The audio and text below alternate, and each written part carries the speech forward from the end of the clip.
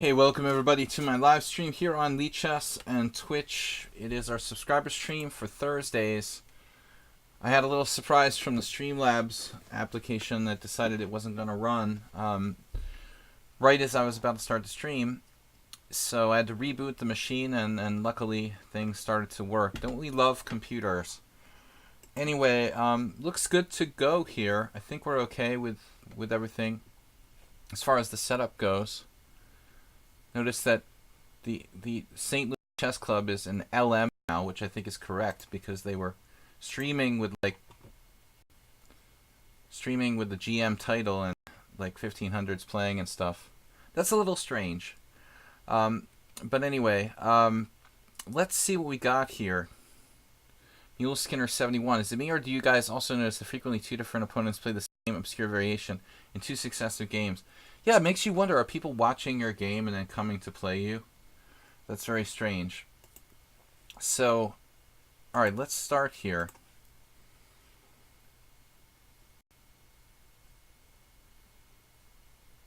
We have game analysis today. It was a really crap day, but I'm feeling happy to be with you guys and forget my problems in our chess stream here with game analysis for subscribers. Welcome everybody.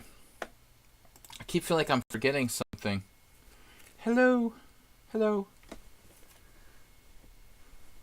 Hey guys. What's up? So the chess pandas are in the house. Chess rate doesn't have to do with watching your opponent's game, your previous games. I think it has something to do with the pairing algorithm.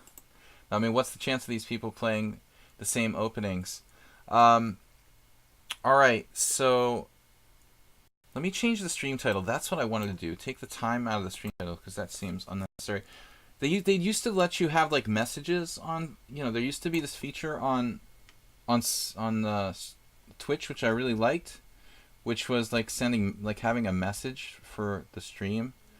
But now like there's no way to like leave messages on the page for the viewers and stuff, and I thought now I have to put like the time in the stream title to let people know when the stream is happening. I just leave it there so people can see.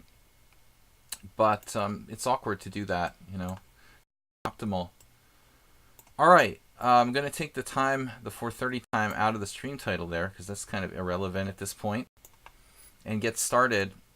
I had a game. Okay, we had a game from Nils, so we're really full with games, guys. I don't think we're going to be able to accept any other games that are sent in. We have a long list. 1, 2, 3, 4, 5, 6, 7, 8, 9, 10, 11. That's it for today. So I noticed St. Louis Chess Club, Danish Boros Danish gravitating to St. Louis from somewhere else in the United States, like another interesting connections there. How people gravitate to St. Louis. I don't think I want to go to St. Louis for chess. Alright, what do we got? Another game here? Nils. Alright, Nils is in there. Let's get started with some game analysis. Serious game analysis here. Alright, first on the list is not Acerbate tonight. It is Ludwig. I thought Ludwig was the first one, actually. Not by order. Well, actually, he was the first one. That's why he's first. But he actually resubmitted his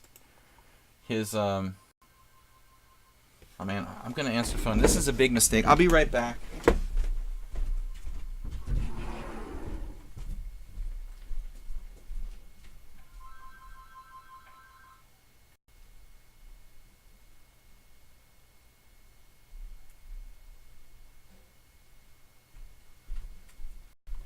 Thank God it wasn't Bob.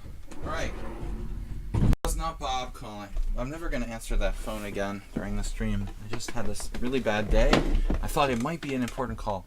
So let's do Ludwig first. He says, I have submitted another game here for the Thursday analysis. This one against an FM that resulted in a draw. Positionally, I was worse till the end game. Okay. So I already went over this game. I'm also familiar with the opponent here. By the way, Acerbate, thank you for donating 100 bits today. I didn't even make mention of it. I've been kind of distracted because a lot's going on here. But I'm going to have my mom coming home in the next day or so. I have to take care of her. There's a lot of complications involved with this whole scenario. living here, helping to take care of my mom while I'm working at the same time is kind of complicated. So we'll keep you posted. We intend to continue the streaming. So here is the game with Ludwig. Again, Asterbay, thank you for the donation.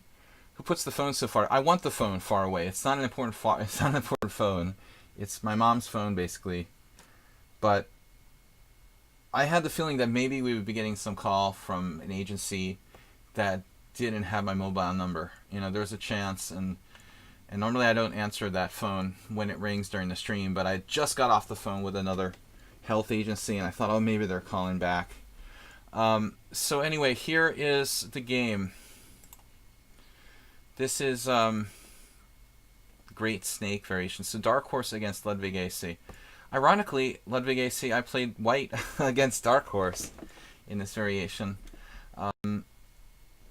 In a real tournament 2 years ago in Zalakaros, Hungary. So he apparently plays both sides of the symmetrical English.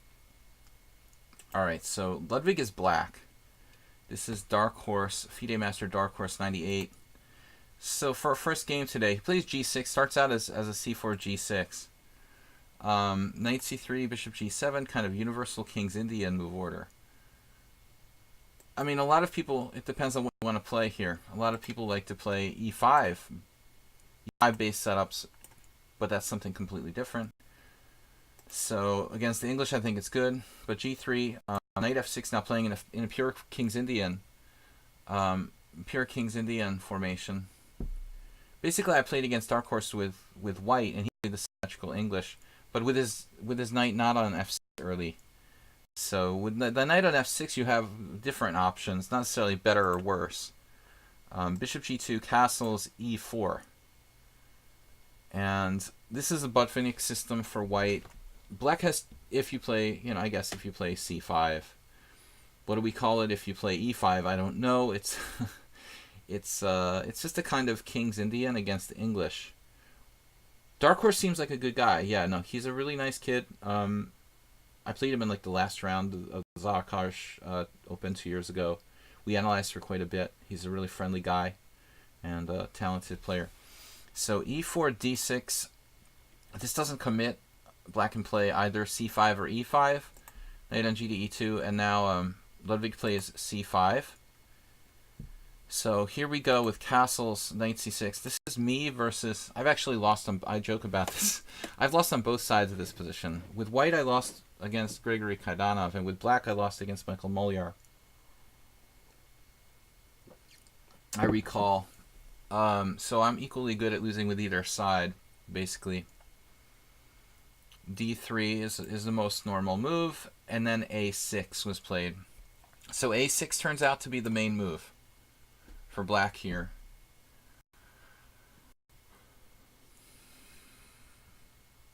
I don't remember what I played against Molyar. We had a game in North Bay, Ontario, like 20 years ago. I might have played knight e8, actually. And I don't remember what Kaidanov played against me. I think Kaidanov might have played a6, or he might have played bishop d7, or he might have played knight e8. I don't remember. Also, rook b8. But here a6 turns out to be a kind of good move. I mean, you might be able to play b5 as a pawn sacrifice in some scenarios, but the bigger danger is the long diagonal. Tricks like b5, e5 winning a piece. So white plays a3, the symmetrical approach. So we look now, I mean, you see the a3 isn't very popular for white here.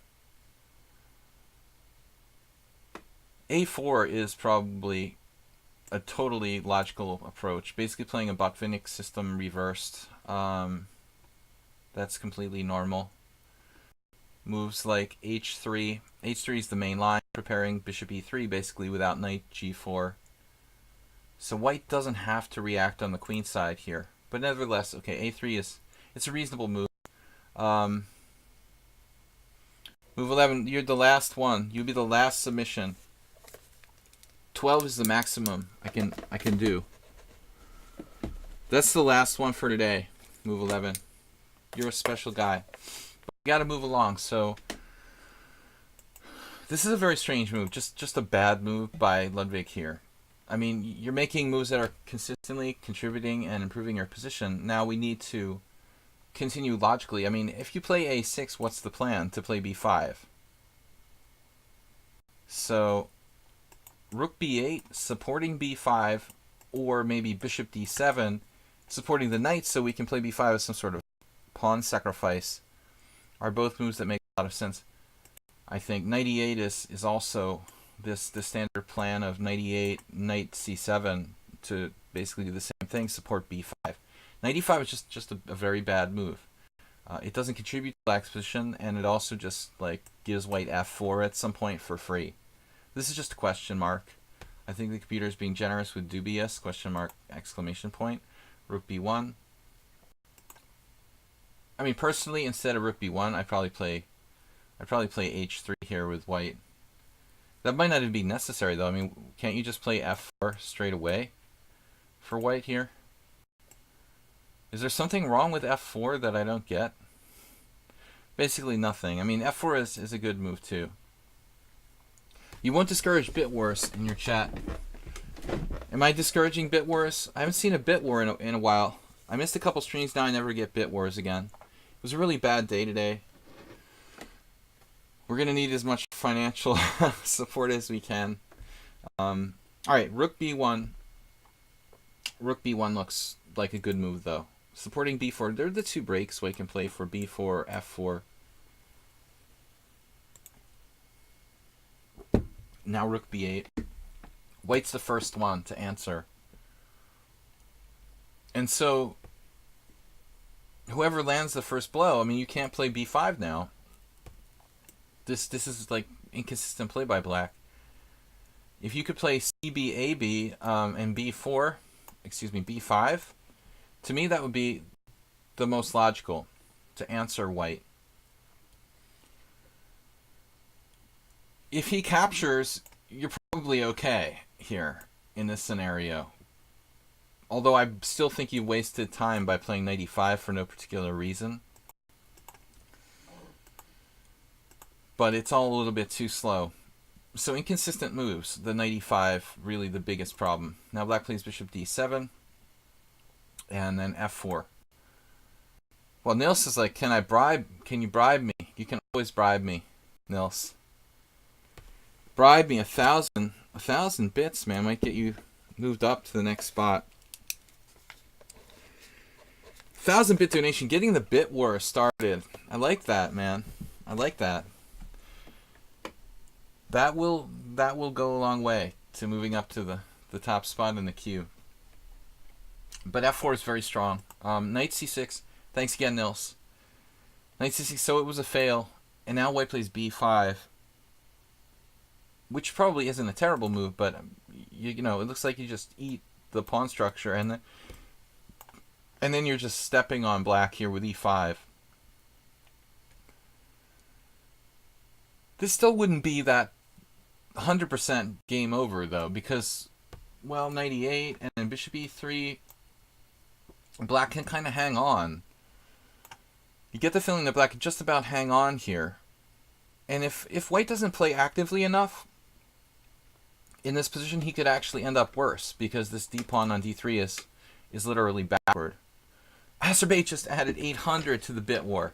Acerbate topped Nils with 1,102. And we've got more donations from Jim and Merle Dixon. Guys, awesome. Thank you for supporting my stream. Acerbate with 600, Jim with 300, Merle with another 100 in there. So Acerbate takes the lead. These guys are really helping a lot to improve my day.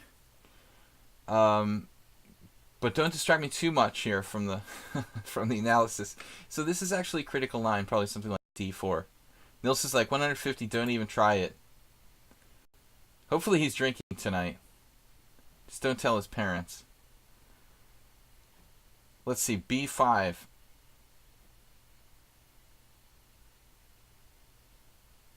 I mean, b5, I guess we take on b5. That's what he did. I'm going to turn off the engine, guys. I guess I haven't frozen the stream, but I probably came darn close to it with this engine being on all the time.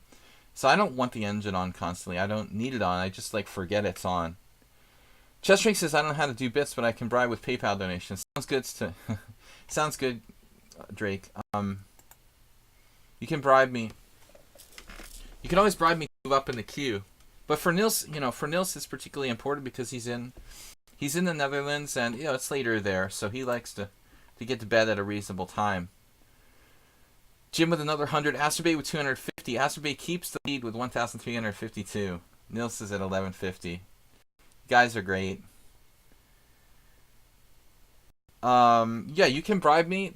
You can bribe me with a Streamlabs donation if you use the Panda GIF on the Twitch stream page, and you can also just send me a straight up PayPal donation to support the stream. Here, White plays this move. Knight takes b5 now, but what does White achieve with this? White just has a worse pawn structure at the end of the day. White has an Isolani on a3, so after all this said and done, he's got no advantage anymore. Nils is like 350. I'm broke. All right, so Nils is at the even 1,500. Thank you guys for supporting us. We're gonna need all we can over the next couple of months. Could get a little rocky. Things get a little rocky financially. In the next 2 months, we'll see what's happening here. B6, just a solid move. And then bishop b2. So queen c8, stopping f5. So what I wanted to say earlier is that you should know, Ludwig AC, that a typical maneuver in this type of line is 98. So that you can meet the threat of f5 with f5. Just keep that in mind. For the future, that's a kind of standard maneuver used by Kaidanov and myself. I used to play this like English with White, so basically what you're doing here, Ludwig, I played 30 years ago with the white pieces. I'm pretty familiar with the kind of structure that you've got. Don't listen to Nils. He's not broke yet. A4, and now bishop h3. Generally, I mean, an exchange that you're making to kind of weaken the white king. It also frees your position a little bit when you have less space. I think it's reasonable. Knight ec3, bishop takes g2, king takes g2, and then knight g4. This is kind of a cheapo. I don't think I like this move. You're just out there in the air acrobatically with a one-move threat. That doesn't look right. That doesn't look right. I mean, you're just putting your knight out on g4. Unless you're going to concretely have a plan to f5. If that's the reasoning, there's some concrete reason. Yeah. So bishop c1, passive. This is a back and forth struggle. Dark Horse, well, it was a fast time control for a simul, so Jim donated 200 to make it an even 1,000. So we got 3 guys who donated in the green room. Would you guys call that color green? It's like kind of a fluorescent light green. Now you can't stream anymore. You sold your laptop to buy these bits. Use your phone. Yeah, the knight gets rejected a second time. Well, the other knight. Both your knights have been rejected. First that one was rejected, now the other one's rejected back to f6. Kind of a long analysis here, guys. Knight d5, knight d5, ed5, and then knight a7. Knight a7?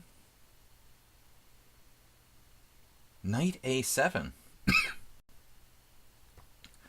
No comprendo. Why would you put your knight on a7 when you have the choice of d4? It doesn't really make a lot of sense to me. I mean, obviously, d4 is better than a7. So I don't quite get that one, but it has the same effect, basically. Rook e1, knight takes b5, and then a takes b5.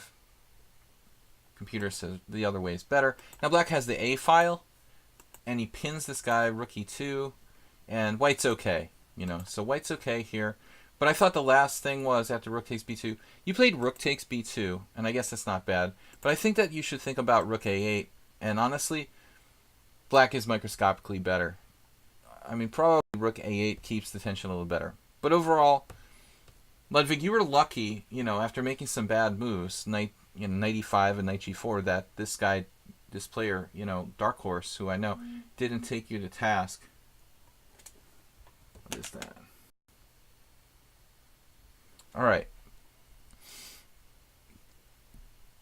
Chess trade 10,000 bits, but if you buy them, you have to pay more like $14. I get 1 cent for every bit. We need as many bits as possible. Alright, you guys can just send me bags of pennies in the mail if you want to. Alright, let's go on to the next game. So, but it's all in fun, Bob. More selfless. More selfies. Jim is up next. This is only our second game. I think the stream's going to have to go a little bit overtime today. But I don't have anything to do except cook dinner. Where's Jim? Jim was next. There it is. I had a message from NM Unicorns. Loopy Pie Loopy with a 10-bit donation. I wouldn't say Levig played badly, but those knight moves, man. Yeah, it's actually Nils's turn. You're next, Jim. He outbid you. Jim's definitely next, though. Alright. So, let's publicly show how I lose in 15 moves. I love it when you keep it. Oh, no. But it's not against him again, is it? It's Scoble again? You lost to Fajarowitz again? I can't believe it. This is Nils's game. He donated 1,500 bits to support the stream, and we're putting him up in the queue.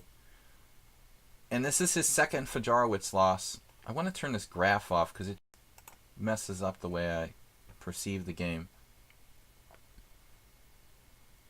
So, he allows...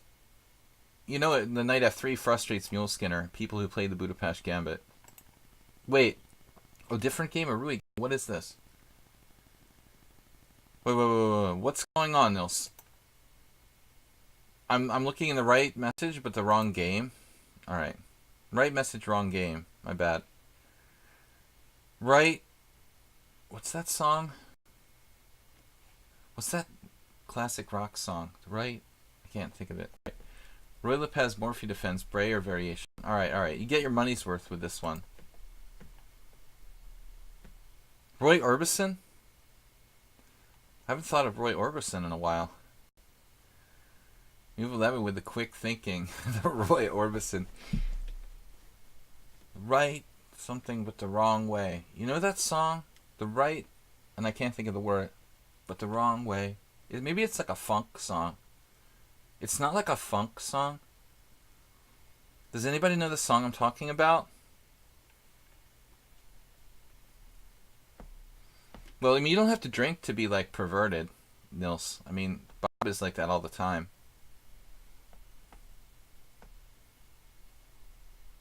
So, alright, Ghosts See Kids. That's an interesting name. Ghosts See Kids against Nils. So he gets to play the Royal Pez. The right place at the wrong time. Thank you, Move 11. Who is that? That's a Dr. John song?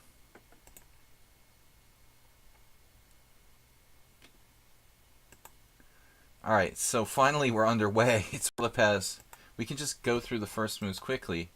I like it when it's theoretical. I don't have to explain this opening to you guys. This is probably one of the most formative openings in chess. Actually, probably somewhere here I have a copy of Modern Chess Opening Theory by Swayton. And Swayton puts a final chapter in the back of the book, which is basically like a treatise on, you know... His idea was that this is probably the ultimate opening to study for both sides, to really understand, you know, the development of opening theory.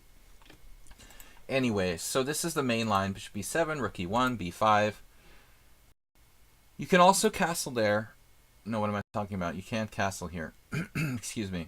You can hang a pawn if you castle here. Don't know what I'm talking about. So b5, bishop b3. I've seen that happen. I saw a grandmaster once like mess up the move order and drop a pawn there. d6. I mean, anything can happen if you move too quickly. Now it's stuck in your head, acid bait. The right at the wrong time. The right place at the wrong time. Move 11. Good job, though. h3. And now knight b8. Knight b8. And we're playing the Breyer variation. d4. I can't get out of my head Wesley So just smashing Gadakamsky in a U.S. championship a couple years ago in a really, really nasty game in this line. And Kamsky looked just just dead, man. It was ugly. He was in the wrong place at the wrong time, man. I mean, Kamsky playing black against Wesley So. I think it was like U.S. Championship 2016. Can't remember exactly now, but it was ugly. Knight on BD7, knight on BD2, bishop B7, bishop C2. My friend Hungarian Grandmaster József Pinter is an expert on this, and his, I will call him student, but Zoltán Almási has been a 2700 player, number one in Hungary for, sometimes, and he plays the black side of the brayer, and Pinter has been a trainer in this opening for years. But I think, you really need to be, ultra well prepared and playing this opening, all your life to really understand it. I mean, maybe Gata just played it a little bit, but, didn't really know it deep enough. Like an Almashi, who really had, very, very deep preparations and tons of training with Pinter, who's an opening specialist, probably would have handled it better. But anyway, hey, Gata's not really an opening specialist. Rook e8, knight f1, bishop f8, knight g3, g6, and now bishop g5. And this might even be the same position. There it is. Oh my god. The game. I was right. It's 2016. Wesley So against Kamsky. Ta-da! Thank you for Actually, I was going to say resubbing. Blaze Winterborn just subscribed with a tier 1 sub.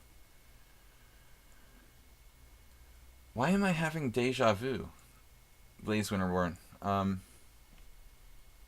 That's really weird, Blaze. I thought you already subscribed. That's strange. So, yeah, here's the game I was just talking about. And my memory is correct. So, Gata, non-opening specialist, he got massacred in this position against So. Bishop g5, c5. I think that c5 is a move that I don't know about. I don't think I like that. So the Gata game was like h6, bishop d2, if I remember correctly. Fischer Spassky 92. Is that in the list there? In this position? Really? It seems like a mistake to play the black side of the Rui against Fischer. Even, top players wouldn't do that normally. Fischer loved to play the white side of the Rui Lopez. But it looks like h6, bishop d2 is the game in question there. That's the main line. Blaze Winterborn said, other day I mentioned I was going to sub when I could afford to. Okay, that's why I thought you subbed. That's awesome. Thank you. Maybe you just donated some bits or something, but thanks for the sub. That's awesome. Thank you. So anyway, Nils, take a look at this game, this Kamsky game. It was a massacre. There's some other games there, but so you know what not to do in the future for black. But look at the statistics here. It looks pretty definitive. I mean, check this out. 25 games. Huge sample size.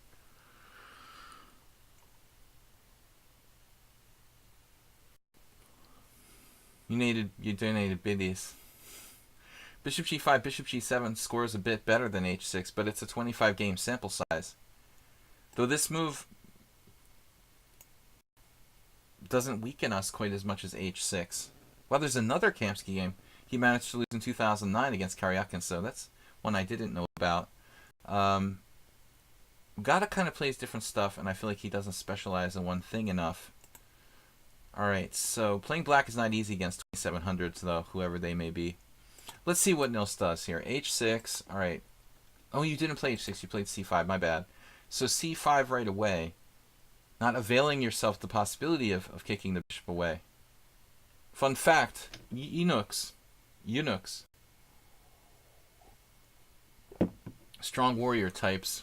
Eunuchs sounds like something from Star Trek. Isn't that like a... What are those little guys? c5, queen d2. Yeah, I mean, I feel like c5 always... it just kind of messes you up. Because if you play c5 and white plays d5, you no longer have the c6 break to generate counterplay against the white center. So I feel like maybe that's like a sort of simple way of explaining why this is bad for black. The eunuchs. That's a band or something.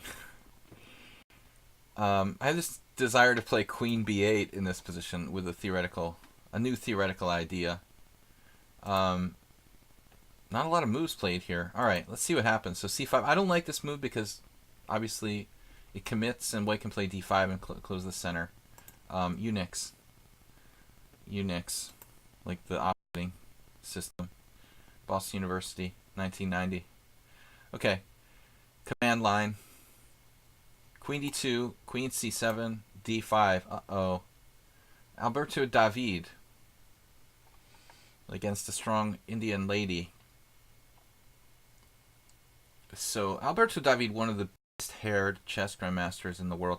He basically he's kind of looks in, he was looking like King Buzzo or something at one point. Hair champion of grandmaster chess. Akopion had it going on for a while too with the fro, but Alberto David was brilliant. Anyway, so d5, queen c7, or sorry, bishop g7 now. I'm afraid you're not going to get enough counterplay on the queen side. And white just takes it to the queen side. Man, white had no inaccuracies in this game. Damn, dude. 16% upon loss. The one game where this was played, white played bishop e3. I would think he'd want to attack on the king side, but Ghost goes queen side here with a4. Makes you wonder, are we playing on the wrong side of the board, or is this just okay? And now we transpose to 5 games. Okay, c4 is one of the only plans available to black to try to put a piece on c5. I think this is reasonable. Not my favorite type of position. Don't remember the Episcopalian Sunday school. You were a star pupil. That's why I dropped out of Episcopalian Sunday school when I was like 6 years old, man. I didn't want to learn about the Unix system. Rook a3, knight b6. I'm actually related to someone who came on the Mayflower.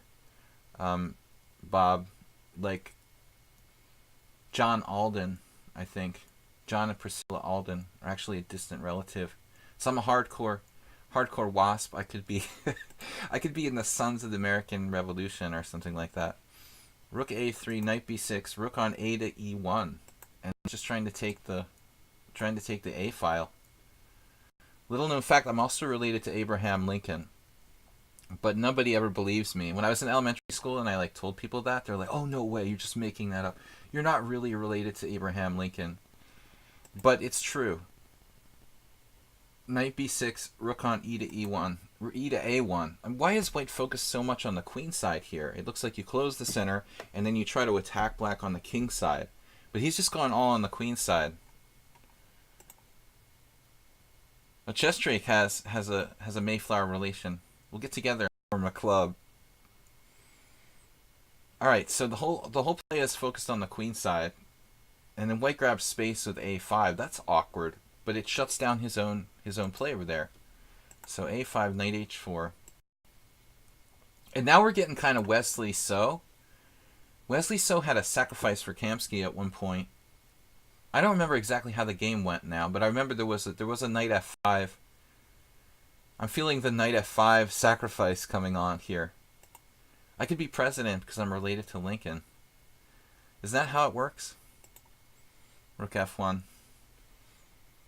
I have to admit to smoking marijuana at some point. All right, rook f1, knight e7. Bill Clinton.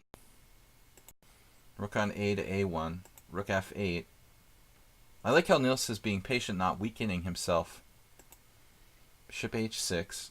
And now rook on a to e8. I don't know about this move. What are we doing here? We're just tucking the rook over there so we can bring the bishop back to c8, maybe? Nils has been fairly silent on the f6 front here. But I feel like we need to play f6, probably. Oh, no. The dude did this. And he won inaccuracy. That's his inaccuracy? Oh, my God. Wow. I mean, what is this? An attempt to avoid a draw by repetition. Pawn takes pawn. Queen g5 check. It could be worse, though. I mean, there's a draw repetition, but there's also other bad things that could happen like this. No more draw by repetition. That looks kind of difficult to deal with. So, I think that we can eliminate this variation. I think we can eliminate this from the equation. Knight f5. What grandmaster would make the best U.S. president? Knight on h to f5 check. John Fedorovich for president. Hey.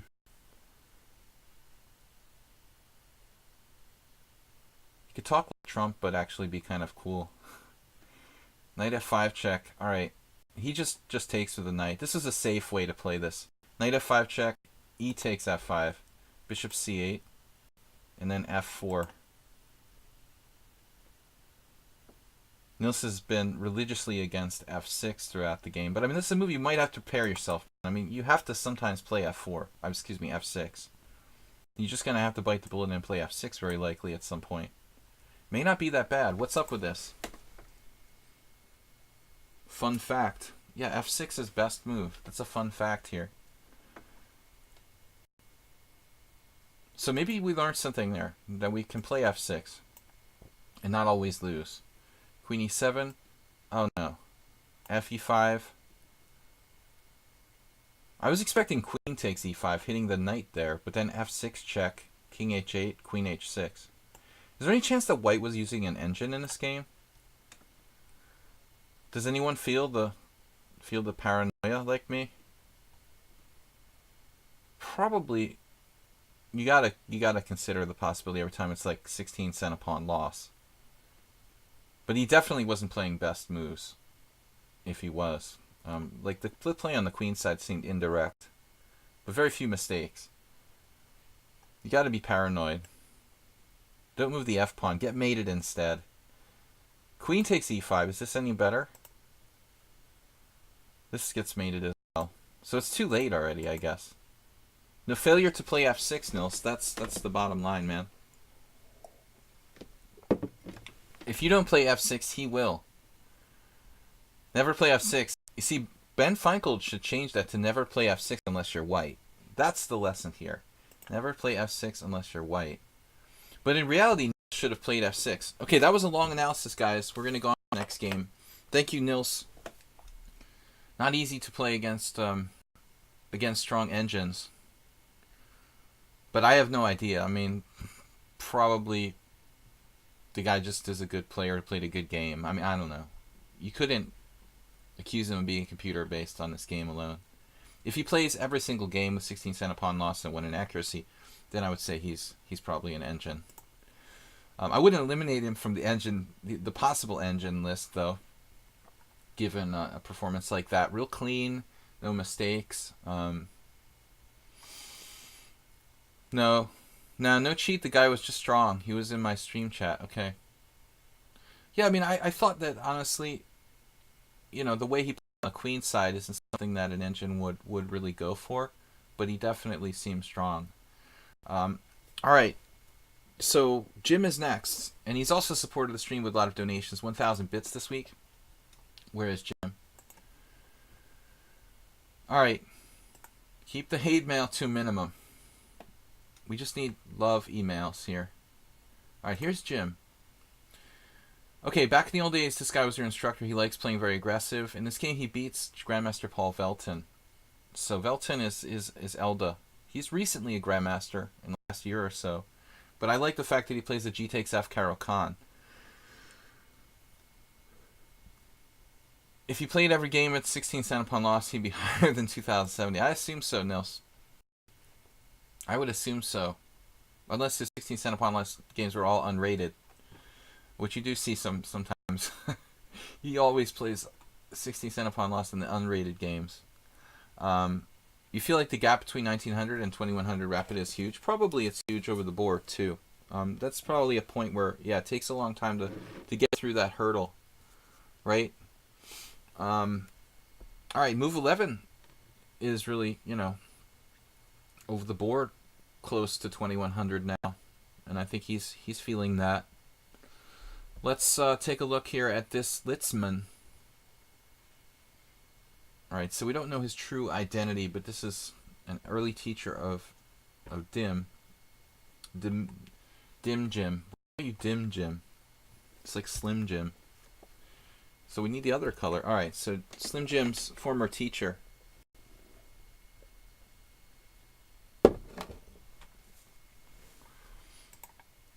I think that you'll do it in this d4, d5, knight f3, knight f6, c4. Uh-oh. Queen's Gambit accepted. How do we handle it? And so, candidate master, so it's really hard to play aggressively against the Queen's Gambit accepted. But particularly now we've got this move order. We can't play e4 right away. I mean, it's one thing if you play c4 on move 2. If you play c4 on move 2 and black takes, you can play, obviously, e4 straight up, which is probably the sharpest. But this is also a good line. The way that white plays here, after knight f3, d takes c4, knight c3, this is basically the sharpest move available at this point. And I think that this is the way any kind of like aggressive theoretical player is going to continue. But it's a grandmaster opponent, and he's pretty booked up, I guess. He's really seems to know his systems. Again, playing that obscure G takes Caro-Kann gives me a lot of respect for Elda64. I mean, this is a guy who's willing to play something that's like basically semi-sound, but learn it really, really deeply, which is cool. It means he's a kind of creative thinker. And here again, we have another opening that's never had the greatest reputation in the world. I mean, the Queen's Gambit accepted it's a more legitimate opening than GF Caro-Kann, but at the same time, it's never been like really accepted at the upper echelons as like a really reliable opening. So now a6, the sharpest continuation.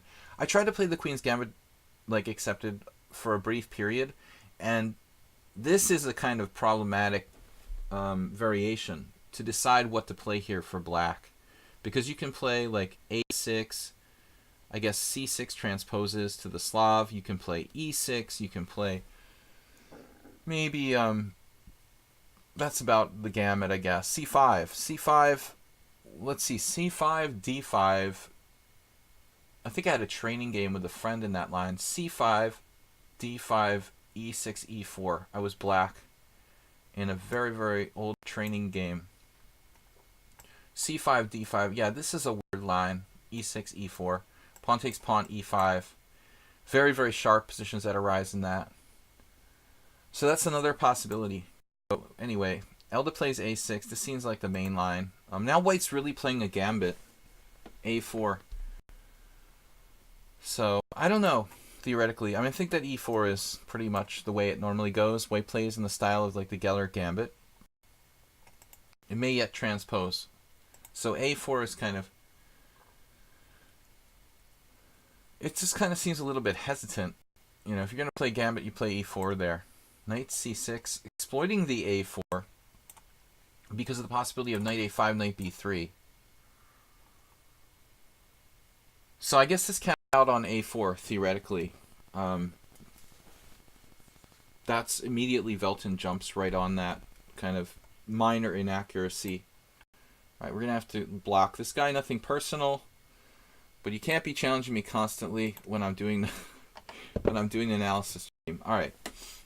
So e4 should be played without a4. This is an accurate move, and now e4, and this could be reached maybe by playing like, you know, people playing knight c3 against the Queen's Gambit accepted straight up, and then knight c6, something like that, like 3 knight c3, knight 3 knight c3, knight c6 type of lines. So e4, knight a5. And we have a problem here, Houston. I mean, b3 is weak. So white doesn't want to see that.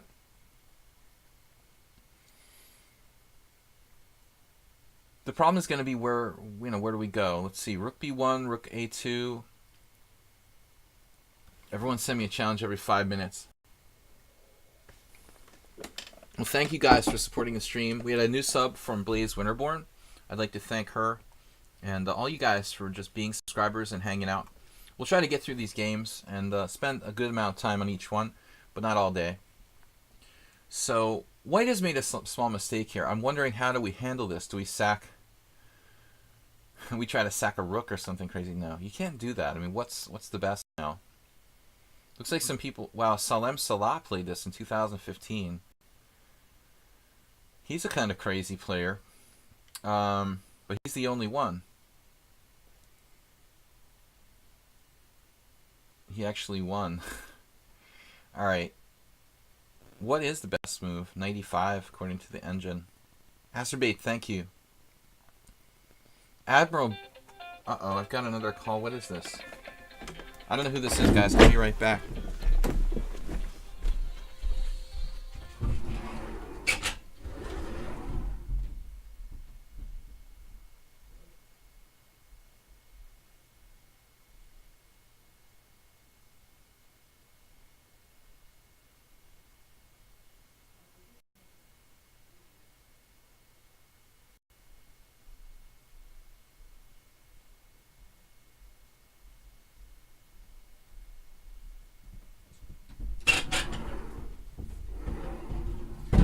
But that's really scary. I was talking about like a month ago. I signed up for like healthcare. I signed up for healthcare like over a month ago, or a month and a half ago, and I didn't give them my mobile number, but they were attacking my landline. Hey guys, thank you for the donations. So somehow this like health enrollment got a hold of my mobile number. That's really scary. I thought it was for Amy or something important. They're not supposed to know about that number. Even Bob doesn't know that number. Okay, Bishop G5. Let's just go on. So this is kind of a random move, but it's also ironically the move that Salem Salah played in 2015. What it has going for it, it's aggressive. It develops a piece, right? What's up next now? So check out the moves that people played here. Black played h6. That's a weird move. And Black also played Bishop G4. I mean, Bishop G4 has something going for it, at least, like develops a piece. Velton also played Bishop G4. So h6 is kind of weird, but Bishop G4 does have the development of a piece in its favor. Bishop G4, h3. Yeah, I mean, I would definitely want to develop a piece here with white, with like Bishop E2, something along those lines. See what the old, the Oracle says. I vote for developing pieces. Wow. Okay, so Bishop E3. It took it a while to find my move. There it is, Bishop E2. All right. So it took Stockfish basically 10 seconds to find the move I found instantly. Bishop E2, intuition-based developmental move. D5. This wasn't played, so h3 was played. h3 sacks a pawn, it looks like. Okay, I don't understand. Black grabs the pawn, bishop takes f3, queen takes f3, queen takes d4. And it's like a long-term sacrifice. Rook to d1. Basically, a very aggressive player, as Dim said. He's a guy who will play on compromising, sacrificing 2 pawns against Velton here. But yeah, I can see this. This looks like Black is in for a penny, in for a pound. He's got to defend this now. 2 pawns up. Decided that he's going to take a stand. But White's development is a little threatening. I think this is practical for a fast game. You know, I'm not sure that White would ever try to do this in a long game. But thanks Percy Hepworth and Asbay for donating more bits, guys. Sorry about the phone call, but again, my mom's in the hospital, and normally I turn off my phone, but with a lot going on, I'm going to have to kind of keep the phone monitored for the time being.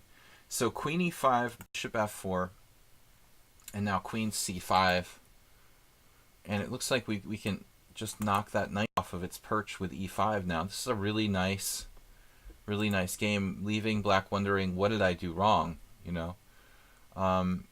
We can see the strength of this player with White here, uncompromising. Now the Black king is trapped in the center, and even according to Stockfish, it's like 0.1 advantage or something. But I don't know. What do you guys think? Great attack here for a 3-0 game. Objectively, I'm not sure what Black even did wrong. I mean, Possibly we could go back to move 7 if we really wanted to nitpick and try to find a better move for black here. Maybe black plays something like e6. What about simply e6 blocking in the bishop? Oh no, am I right again? Khairulin has a game he won. Frolyanov has a game where he won. And this very solid Polish FIDE master, Hunyuk, also won.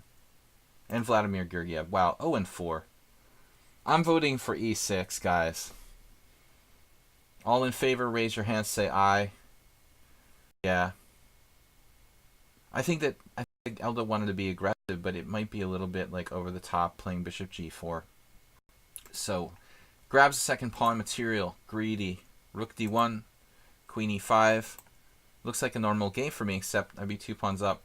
Now this is not normal. And black's king is in the center. His bishop and his rook are just not playing. There's the e5, e6, like sort of kamikaze sacrifice here that looks kind of dangerous. g4, g5, overwhelming black developmentally with like bishop g2. This is exactly what happened with the e4, e5, e6, except he didn't try g4. Driving the knight away, and then e6 just sacrificing a pawn. You see, this is very intuitive. This move is a bit of a nuisance now, knight e5. But it doesn't work because of queen h5 check. That's nasty. But if you play g4, then it works. That's very annoying. Here, here. And now there's no queen h5 check. So you have to allow this knight d3 coming in. Look at that knight on a5, how it never actually joined the game. Black's got to be very, very careful here. So this is going to take like perfect defense. e6. You got to think for a second. I mean, could you consider playing like knight f6 and something other than, allowing pawn takes, pawn check, basically, might not be that bad. What's the engine say? Wow, for some reason, I'm crazy. Okay, pawn takes, pawn check is... What about knight f6? Why is that so crushing? Apparently the computer found something here. EF. Wow, just crazy computer lines. Knight e4, queen c6, EFs. Some crazy stuff. It doesn't look obvious on the surface. So pawn takes pawn. Let's turn off the engine. I might have played... well, I like the way White played this. He's a very strong attacking player, you can tell. All in. Bishop e2. Like, that move is okay. You got to calculate g4. I think the problem is knight e5, and that's why he decided not to do that. To keep queen h5 check alive. So, this pawn doesn't matter, How many pawns down are we now? Wow. He's basically 3 pawns down. I wasn't even counting. 3 pawns down. The third pawn doesn't matter a whole lot. So now it looks like Velton is hanging on if he played really well. But I don't know. I would consider like knight e5 here. That seems to have a problem with the e6 pawn going. Maybe queen e4, queen e6 check. Can we play this? There's rook takes d8 too, actually. So g5 was suggested. e5, bishop e3. We lose time. I tried to trade queens. White doesn't want to trade queens. Down 3 pawns, of course. And now h5. Creating some white square weaknesses. What about like king b8? That would be my first thought. Is bishop f3 going to put us out completely? It looks like this is a massive threat just to win a piece. If king b8. Yeah, this is like on the precipice of disaster. So you try to play this natural move, and this move ends it. I guess bishop f3. No move. You can hide, but you can't... What is it? You can run, but you can't hide. h5, that's one of the quotes from some boxing with Joe Louis. Queen h4. And now knight f6 blunder. Well, black's probably in time pressure here. Actually, no. Both sides had a lot of time here. Wow, it's a 3-0 game, and both sides had over 2 minutes at this point. That's ridiculous. That's a lot of time for such a complicated game, for a 3-0. So apparently black's still okay. I mean, white is 3 pawns down, but they're not exactly healthy pawns. This white squared bishop's ready to come in and just go down the diagonal. Trading queens is basically horrible for black, who's 3 pawns up. I mean, horrible for white, who's 3 pawns down. Knight f6, and now b4? Question mark. I mean, b4 is a comic move. We're looking for something like bishop g4 check. No.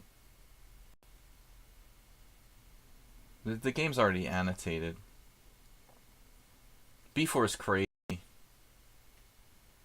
He just takes it. So now he's 4 pawns down. Just wanted to open more lines. Pure tactics, queen b4. Rook takes d1, rook takes d1, e6. Natural looking continuation, but now black loses a piece. And that's a problem.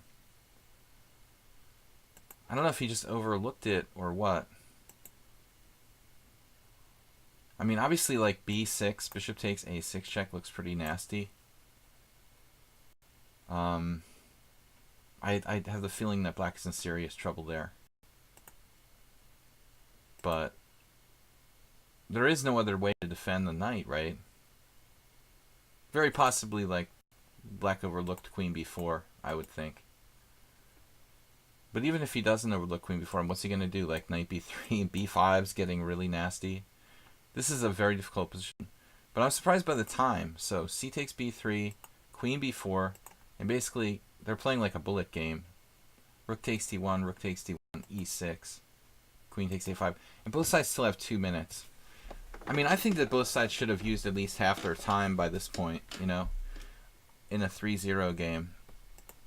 Bishop a3, knight b5. Nice. Threatening knight a7. You can't take because of mate on a8.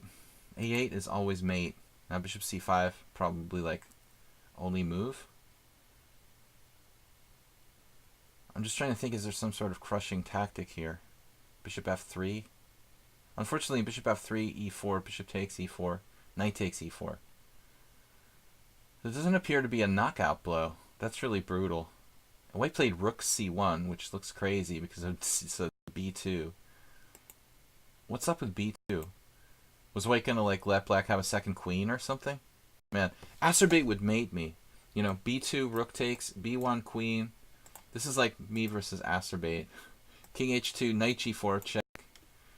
H takes G, H takes G, King G3, and then, I don't know, Asteroid would have to come up with something here. Queen takes G2 check. Cool variation. Cool chess. I just found this on my own. This is Acerbate. Acerbate versus me. Queen H1 check, King G3, Queen H3, mate. Or Queen G1 if you prefer. It's like more, it's more elegant. The 2 queens sacrifice for mate for white has time to survive in this variation. Kind of a cute line. I don't know how sound it is, but it's pretty. It's pretty. Probably the secret is like on knight G4 check, you play King G3. You laugh at your opponent. H4. This looks pretty nasty as well, because G2 is going to fall. Alright guys, let's see the end. So AB.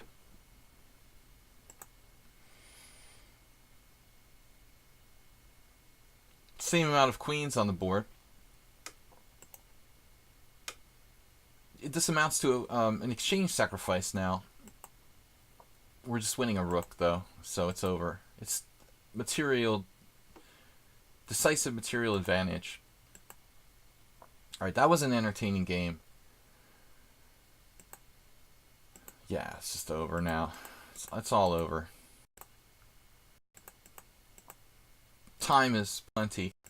At some point they started using their time a little bit. And it looks like, oh, he found that. Nice tactic. Winning the queen. Alright guys, that was an interesting game, man. Really nice. Thank you for submitting that. So we got to move it along. Unless we have anybody else buying a, you know, making a donation for a higher place in the queue, which we don't get that typically. Move 11. All right, move 11 submitted this game. We're up to Artie now, in the queue for the game analysis today. Thanks everybody for watching and joining me. I know there's a lot of streamers today for some reason. The LM St. Louis is in the house. I don't know. They don't have enough money from their billionaire sponsor. Okay, let's go on to what are we gonna do here? Artie. Make donations to support the billionaire sponsor. Where is Artie? Artie Fufkin. Hey, well, in my game, my guess is that Black's plan was to target White's doubled pawns, and Black's counter plan would be to trap the White Queen.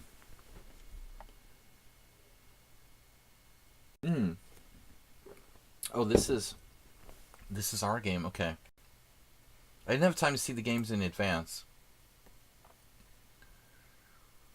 Alright. Queen's Gambit. There was only 3 queens on the board there. Thanks, guys, for watching and subscribing. We're going through subscriber analysis today. Tomorrow we're going to do a blitz stream at 12 o'clock. I think 5 plus 3. Fast blitz for 2 hours tomorrow, Friday, 12 noon. Alright, Artie Fufkin was white against me here. So I played the Gingy Indian, otherwise known as the Beefeater variation. I don't know who gave it the name Beefeater variation. Beefeater is a British gin. I like Beefeater. I don't know if David Norwood is responsible for that. Not sure if he drinks gin.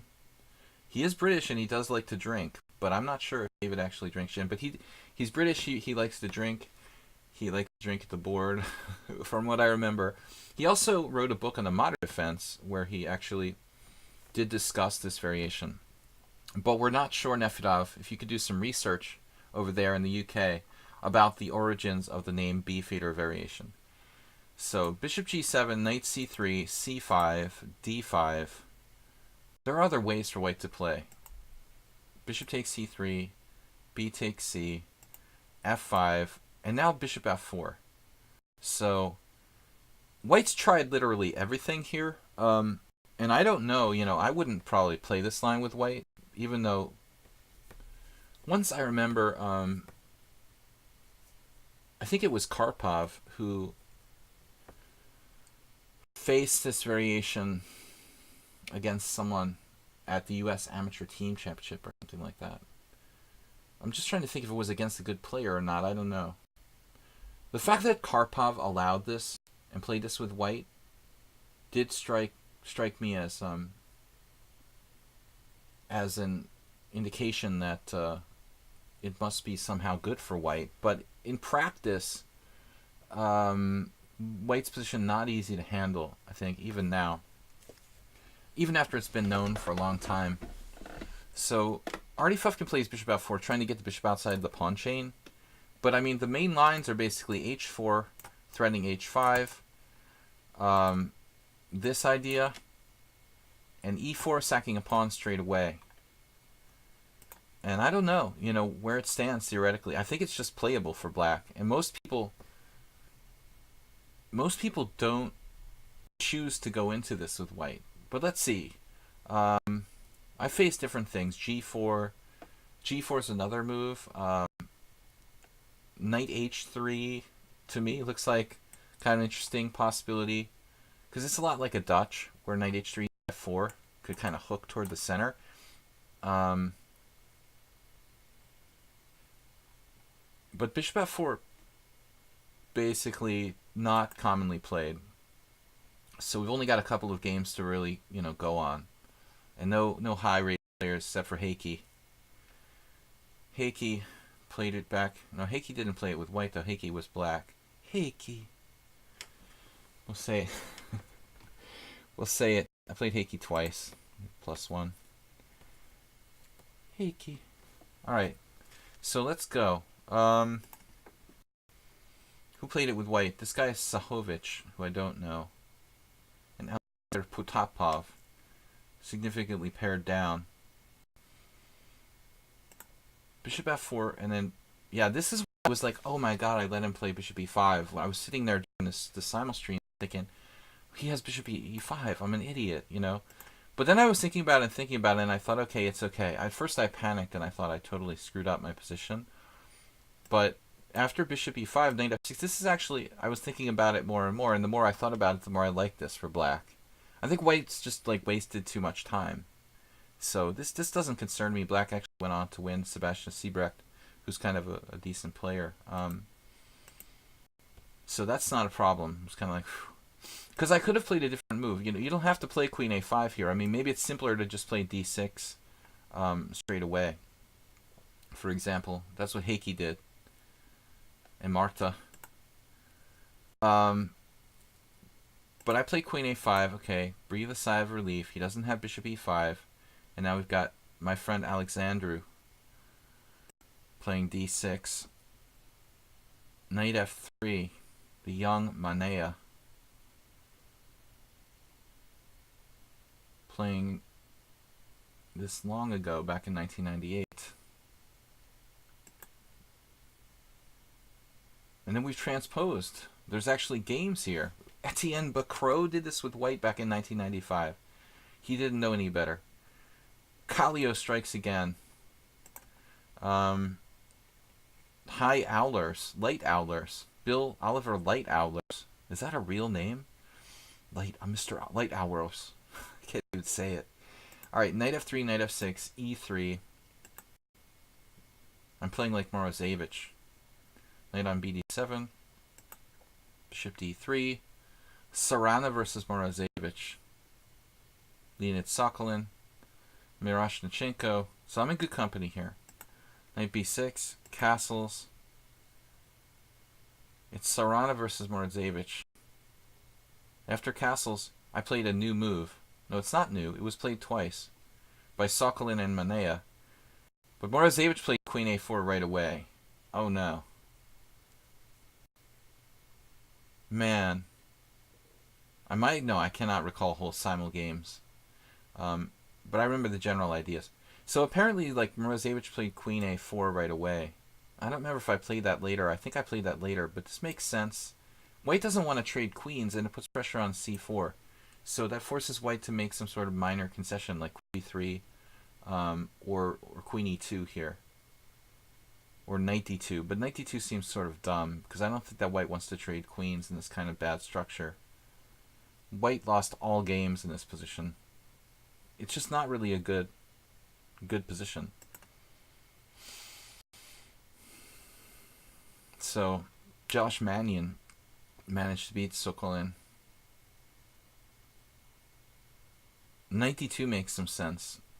Well, the computer is giving some huge advantage here for white. What? You're trapping my queen. He mentions about trapping my queen, so that's the problem. Knight d2. That must be how Mannion won. No. Well, we got more games. But I mean, it's hard to trap my queen, man. I mean, I'm going to play queen a4. The only way you can trap my queen is if you play a4. You know, this is a move that you should seriously consider. I had a game against International Master Laszlo Eperjeshi where this happened, or like could have happened, and I felt very uncomfortable. Because it's like the offer that you can't accept. Basically, if you take that pawn, you're never going to unpin yourself. So against Eperjeshi, I was like I felt very unpleasant, and I later offered a draw after a number of moves. That's why Morozevich is right. It looks like preventing a4 is really, really pivotal here. So bishop d7 was a huge blunder. Basically, I have to play queen a4 so that you can't play a4 and threaten to trap my queen. And then the computer says queen e2 and white is better. Yet this 2500 lost. Okay, the engine just likes the two bishops.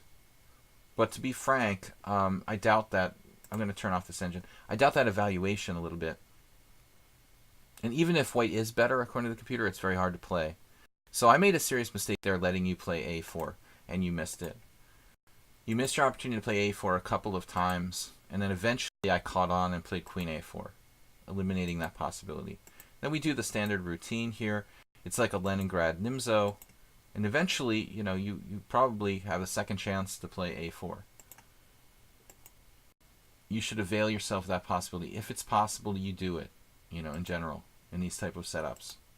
We started playing on the other side, and this is where I was in time pressure. and at some point it just starts to open up on the king side.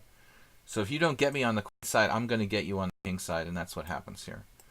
Eventually, you should have played h3 now. I was very worried about that, fixing the pawns, and you eventually did. And then found e6, which I thought was a good move. Apparently, I missed knight takes d5, which was kind of funny. I don't know why I didn't see that. Because I sat there for a second thinking, what do I do now? You know, and I saw this pin before, but for some reason I forgot about it. Fish, rat, cow. That's what I normally order when I go to Chinese restaurants. One or the other.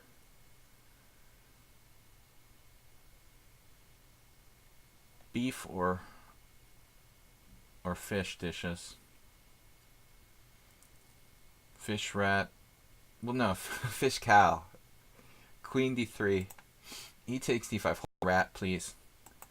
The year of the rat. The year of the cow.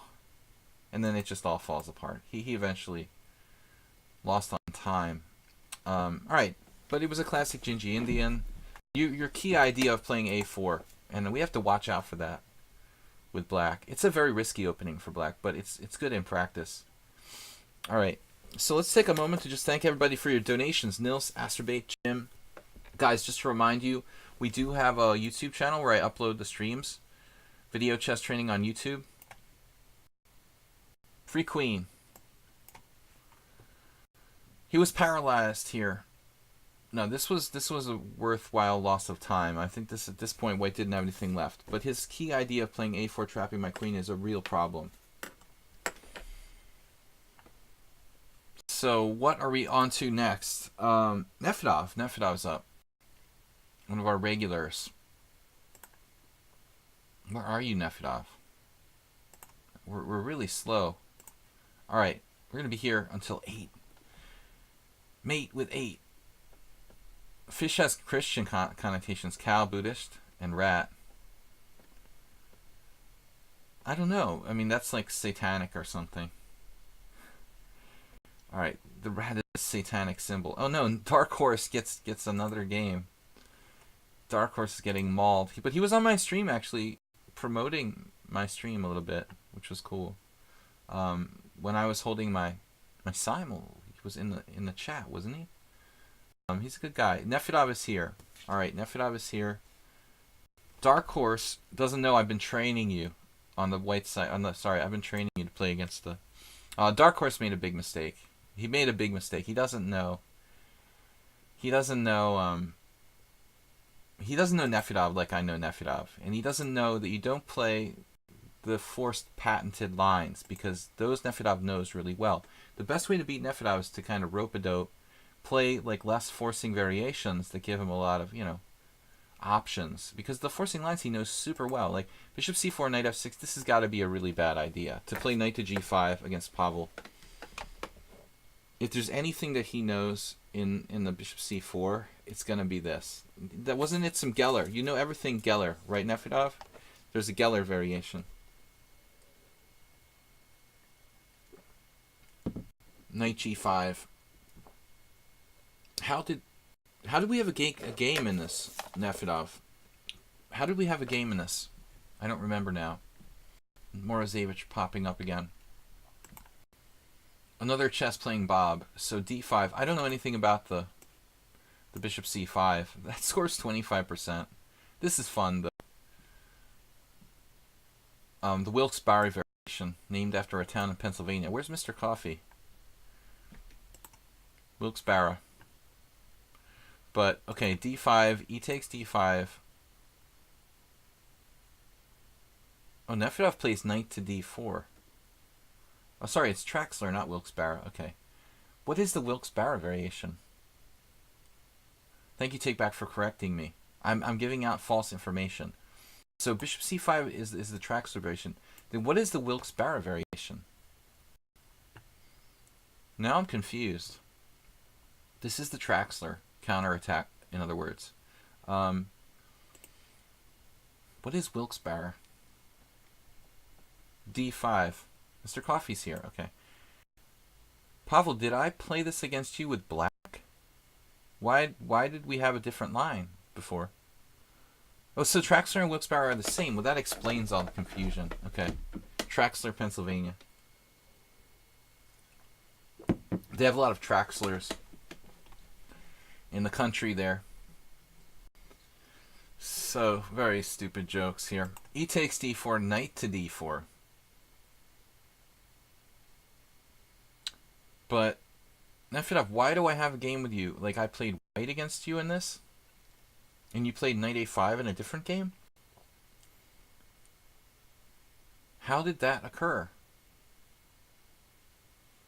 So he just plays... You can also play b5 here. Knight d4, c3, b5. So it's like a transposition.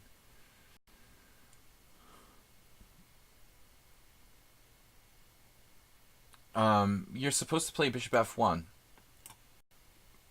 I played white and you played knight a5. Okay, so you've got... Nefedov tricky. He's got two different lines on the black side of this variation of the fried liver, whatever you want to call it.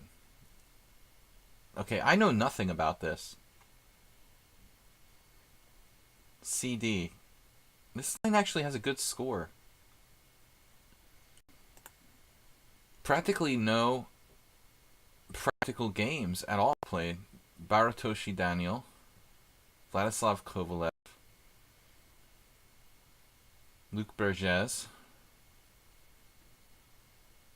all people who I know. But, wow, it's amazing there's so few games here.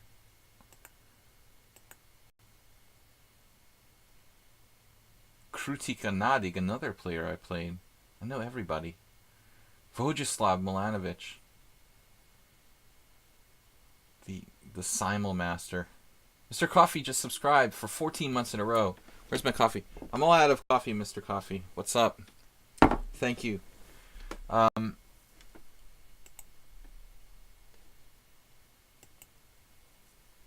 Wow, so Nefedov leads book here with queen takes g5.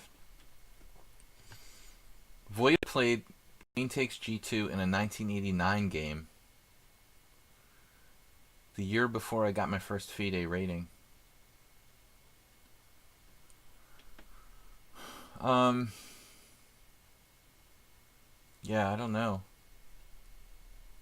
Nefedov, did you know you were playing a new move here with queen takes g5? Theoretical novelty? 89 is a good year.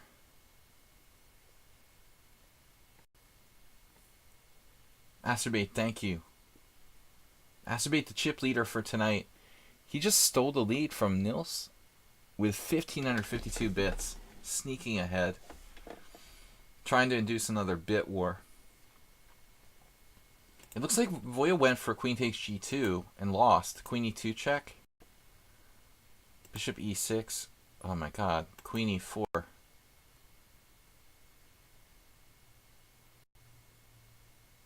Oh, mommy. Is that a problem? Houston, do we have a problem here? Queen takes g5, queen c6 check. Accurate to the last. He remembers he analyzed it 3 years ago. Well, apparently Voya didn't because he just got hosed here. King d8, queen takes a8 check, king d7. And white is up a rook in this position. Being up a rook is generally a good thing in most cases. Bishop b4, d4. It's always good to be up a rook. Rook b8. Wow, this game is amazing. Queen takes b8. Queen e4 check. Bishop e3. Bishop takes c3 check. B takes c. Queen takes. King d2. Are you kidding me? This is so crazy it almost looks composed. Anyway, alright, we're not here to analyze this game, but anyways, it looked kind of dubious for black, so Nefedov analyzed it. He decided on queen takes g5. He caught the young FIDE master in his web of preparation. Castles and then bishop b7 with an ultra dynamic position for black. It's almost like playing the Schliemann. You got that kind of dynamic chances here. But The black king is still stuck in the center temporarily. However, bishop e5 will block the threats while black has time to castle one side or the other. If queen a4 check, what's the plan?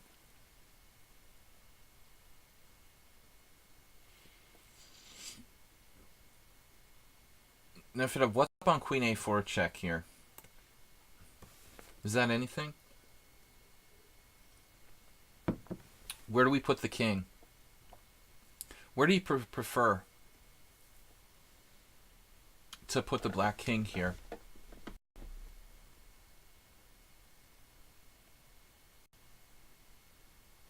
You can't play king f8, you drop a piece.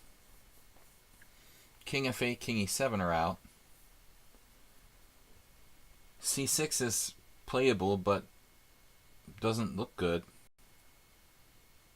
So it looks like that leaves us only with king d8. King d8.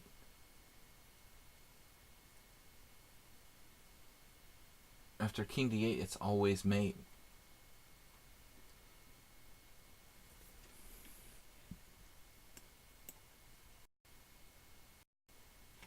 I'm going to turn on the oracle.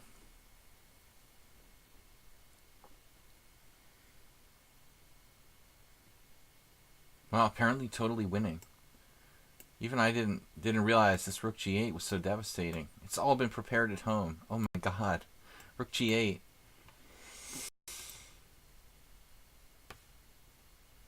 Oh no. That was bad. Yeah, that was badass, man. That was for some nasty preparation. Queen a4 doesn't help. He played queen e2 check. And so, here you have a lot more options for your king, but his queen will help to protect g2.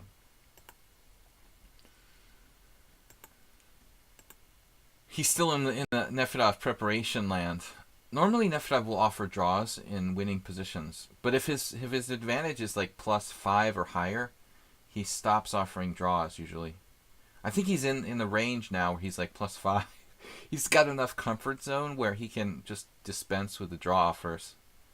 King h1, rook on h to g8. And can white get his pieces out? Oh no. Don't even tell me there's like a queen sacrifice coming on g2. This almost works. You know, queen takes g2. It would be so evil, like queen takes g2, queen takes g2, rook takes g2, rook g8 check, king h1, bishop takes f3, and mate on g1. But he's always like popping out to h3. So there's no, you know, direct killer there. And now what's really happening? Rook a e8. Oh no. This is like only move.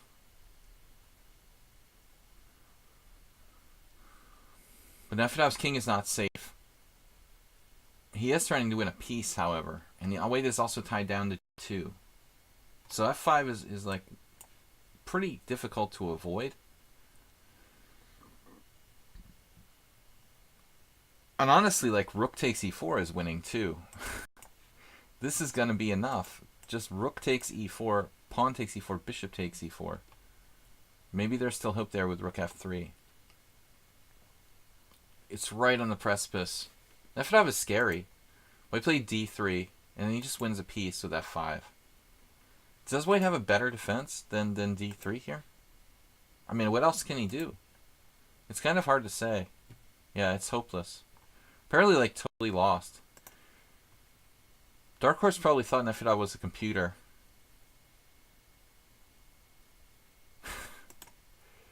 Plays like one in this game. f5, d takes c4, f takes c4. It's over. Wrong opening. It's over, over, over. Oh no. I would have just played like the mundane e3 at this point. But Nefedov with the... Well, what is this? Actually, is this even necessary? This is a little fancy, isn't it? Why don't you just play e3? Nefedov getting a little bit too carried away here.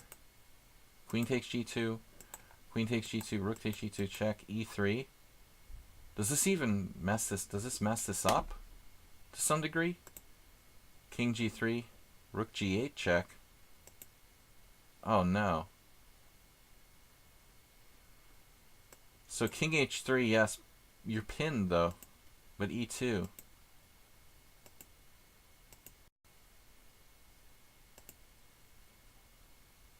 So it was a little bit sketchy, the finishing touches, but probably Nefedov made some minor inaccuracies here. It's just too hard. White still lost. Alright, man. That was impressive. Great game by Nefedov. That's some serious home analysis. But I know better than to play knight g5 against him. Apparently I did once. I don't remember how that went, though. I probably was in trouble, too. I know better than to do that now. It took once to learn my lesson. A few shillings. Alright, guys, what's up? We're doing game analysis, serious game analysis here. Bring your friends and enemies. Drake is up next. Drake, one of our subscribers from the more recent past. Nefedov has been with us for a while.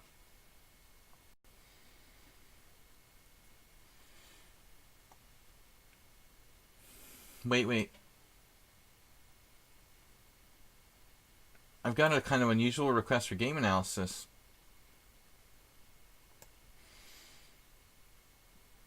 Is there any way to make an educated guess on whether this was a legit win or whether my opponent deliberately played softly on me? He's a very nice dude, and I was teasing him about he humiliated you in a game, and you were in deep despair. So maybe try to take it easy on you? I don't know. We'll see. We can give you an honest opinion whether he took it easy on you here. I never take it easy on anybody. I remember I had to take it easy sometimes with like little kids and my ex-girlfriend. With my ex-girlfriend who I was teaching to play years ago, I used to pretend I was a computer. We had this funny sort of thing where I would pretend I was a computer and I'd let her like set me on levels. Like you can play level 1, level 2, level 3, level 4, level 5.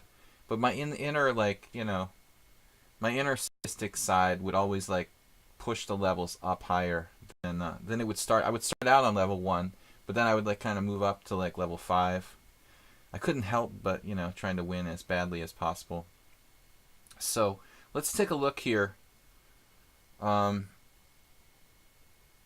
good like that, Bob. I'm a little more subtle than you.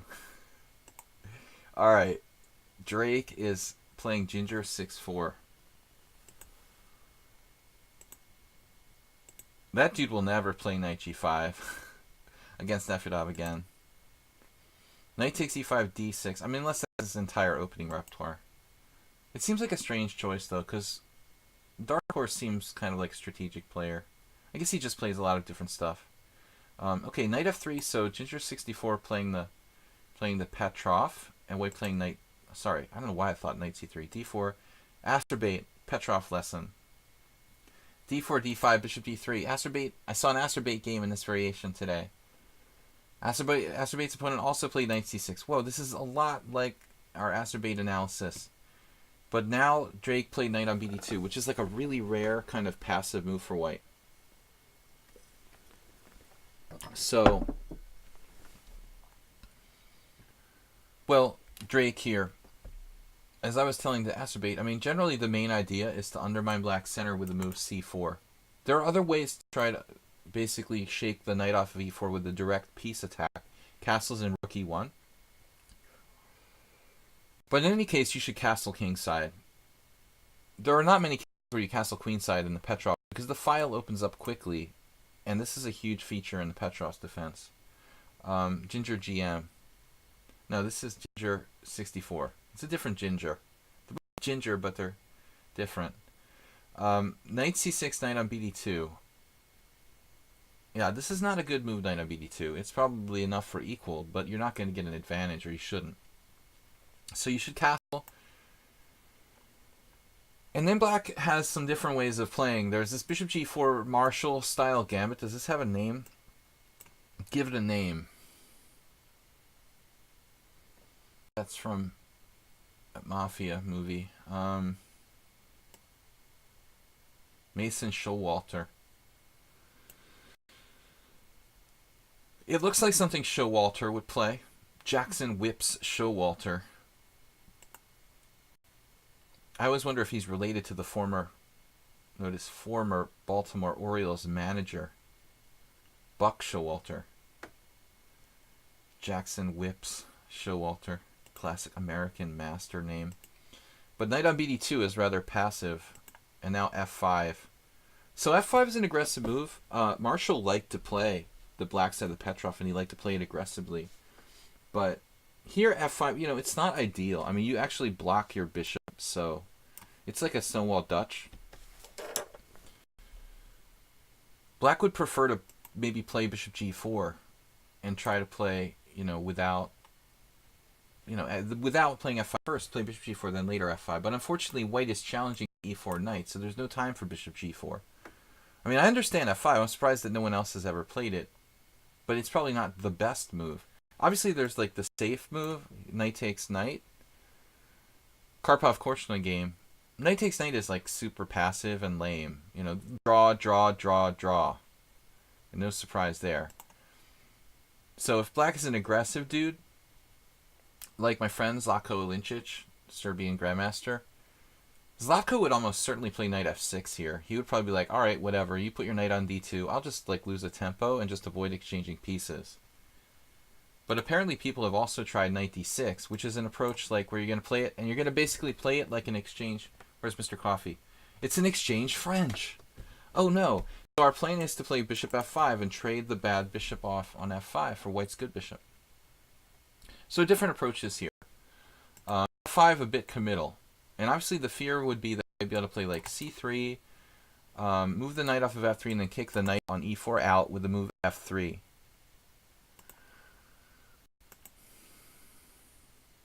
It's hard to believe that bishop d6 is dubious. I mean, I don't know what black's supposed to do. That looks like a natural move.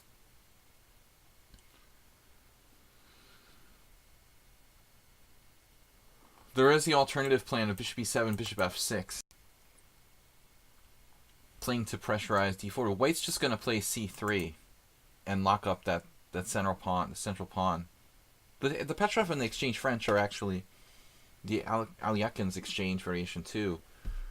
All lead to the same structure. We have the open e-file, and they're very, very similar and interrelated. But bishop d6 feels like the kind of move that Marshall would have played in a blitz game. Unfortunately, white has c4 here.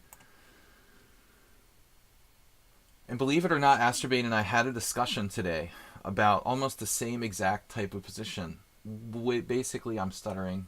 I don't know why. Too much stress. But would it be better to take on c4? If black takes on c4, would it be better to take with a knight to try to take out the bishop on d6? Or is it better to take with the bishop so as to not allow black to castle kingside?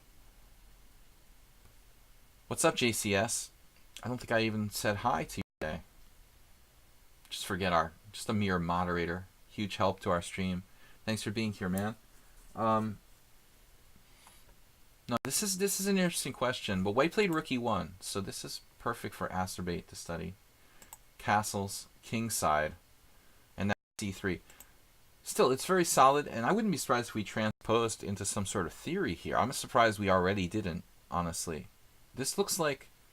Yeah, he loves being a mod, Bob, because he loves, like, people messing with him all the time. Who wouldn't? Queen f6, knight f1, bishop e7.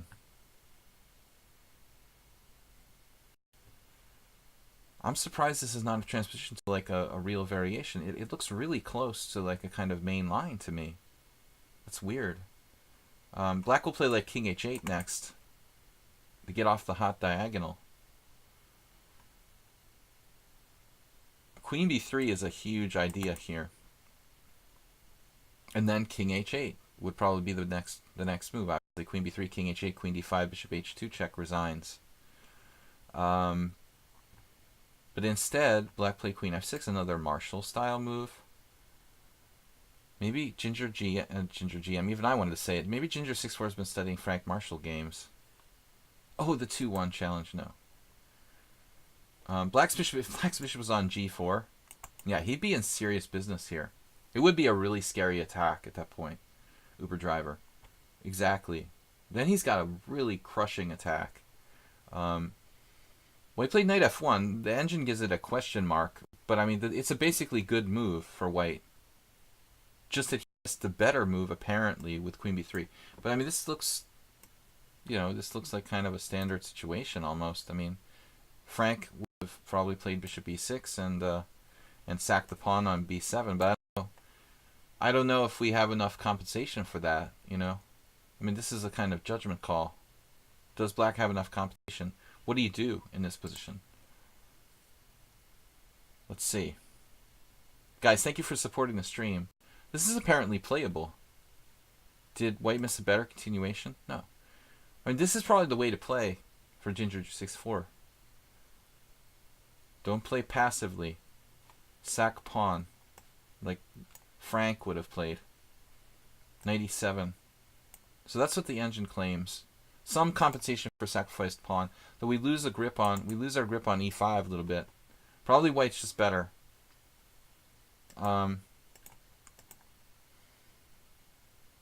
So basically, what are you saying, Bob? He would have been like part of Donald Trump's cabinet or something? All right. Knight e7. Got to get like stupid political jibes in there when I can. Maybe that's what happened to Shar. He like secretly became a part of Donald Trump's cabinet. Knight f1. Bishop d7. No. All right. What's happening here? Bishop e6 wasn't played. The actual game was bishop d7. White didn't play queen b3. Knight f1, a solid move. Bishop d7.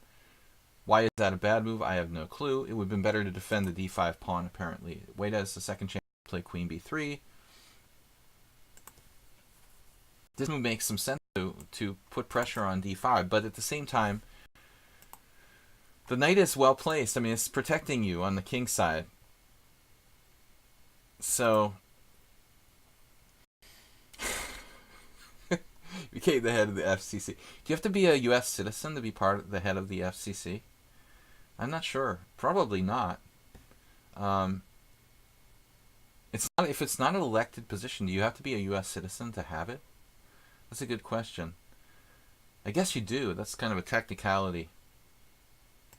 All right. Bishop d7, knight e3. It's hard for white to play this type of position. Because you see, it's hard to get rid of the monster knight on e4. f5 exclam. No, move 11. It's been there for a while. And it is difficult to play. But queen b3 is the key move in these things. I don't like to play this type of setup, but that's always the move.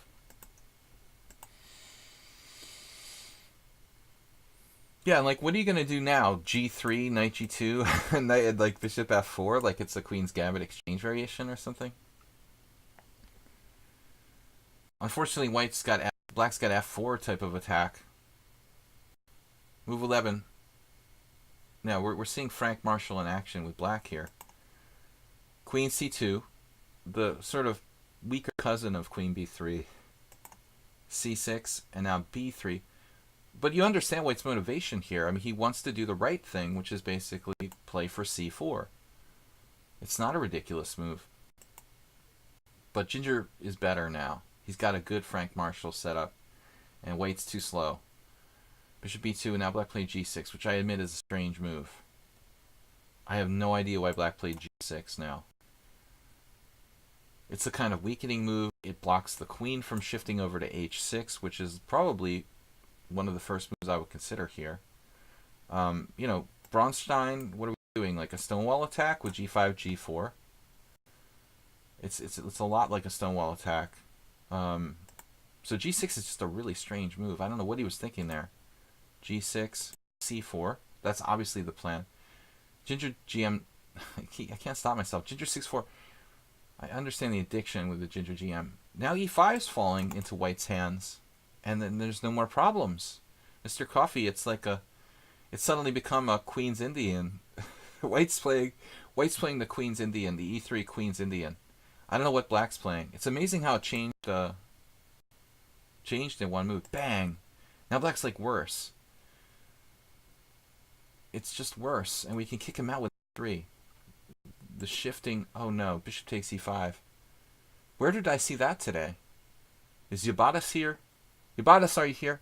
This is like Was it game 5 of Steinitz Zuckertort World Championship, where Steinitz like played bishop takes e5 and gave up his good bishop. Zuckertort will kill you on this diagonal, man. The bishop will come to life. Ibadas, are you with us? Do you remember Steinitz Zuckertort? The diagonal of death will come to pass here. Man, black is in trouble. This is terrible. I mean, the knight's getting ousted with f3. The long diagonal could just like open up at any minute. Black basically like blew a tempo, and he couldn't afford to. Queen e6 trying to blockade. The queen is always the best blockader. f3, and now knight c5 question mark. I don't know why. And now bishop f1. Oh, so you're just winning a piece with c takes d5. He missed the win of a piece with c takes d5.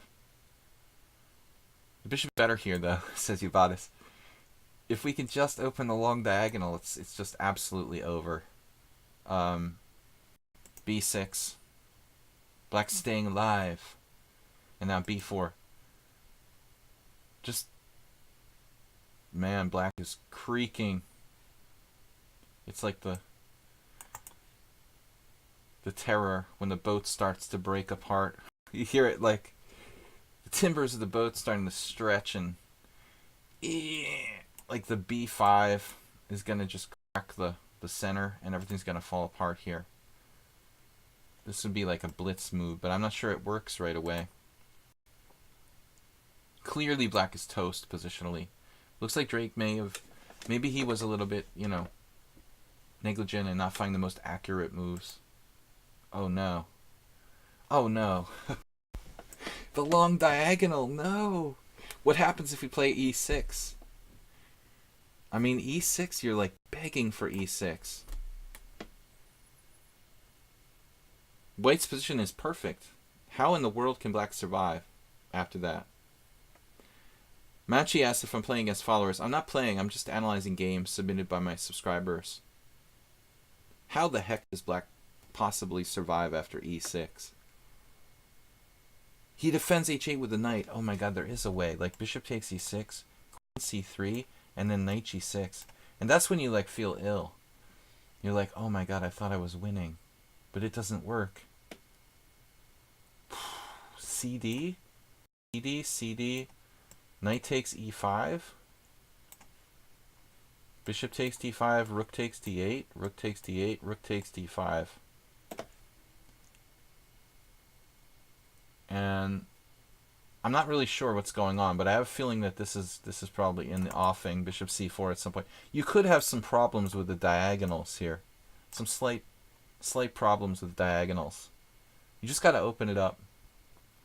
Well, basically, like something like this happens. So queen f7, cd, knight takes d5, apparently dubious. Knight takes d5, cd5.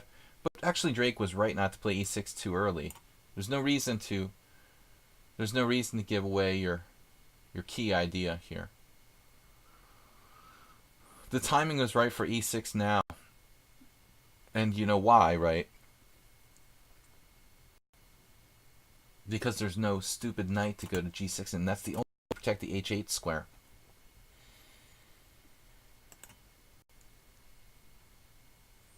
This is a good move. I mean, it doesn't deserve like a double question mark. It makes you look like an idiot.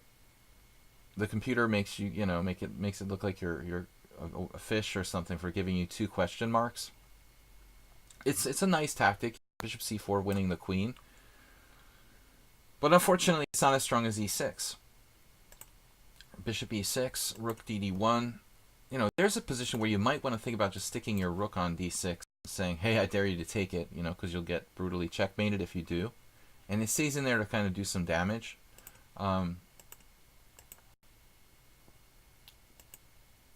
Ginger 6-4 getting some survival chances going on. I don't know if I could bring myself to take that pawn, but he was desperate.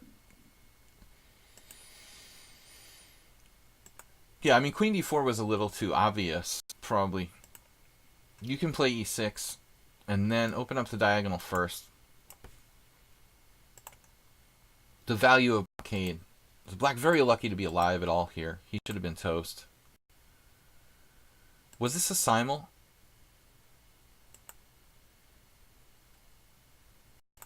Just 10-0. You basically had lots of chances to play e6, and you didn't afford yourself that luxury. Now he's got the blockade, so it's going to be hard. You did a good job finding a second way in on the dark side, on the king side, taking on g5. There's some play. And then f4. He starts attacking you. Yeah, I would have been more likely to play the computer. I don't know if the computer's suggesting this, but somebody's suggesting this. I mean, trading off the bishop pair is generally always a good idea when the other guy has two bishops. So yeah, I mean, I definitely would be on with bishop c4. He played f4, but this is like dangerous because it also opens this diagonal for you. It was very casual. All right, queen f3, h5. Yeah, I mean he's really, yeah, right. Did he play light on you? I mean that was our original question. I don't think so. You know, I don't feel like he played you light intentionally. I mean, based on your rating, I mean, it's possible there's a 500-point gap, and I think that he didn't expect you to play as well as you did. You know, and he played a little bit more loosely than he normally would. I wouldn't think that he was intentionally trying to like sandbag and play weakly. Just more like underestimating you, and then queen d5, and he has to resign. So good game overall, though. I mean, strategically you played well. I think you just didn't take the most of your, make the most of your opportunities tactically. But a very, very decent game from a strategic standpoint. Infinite Flash Chess is here. He was streaming earlier. Good to see you.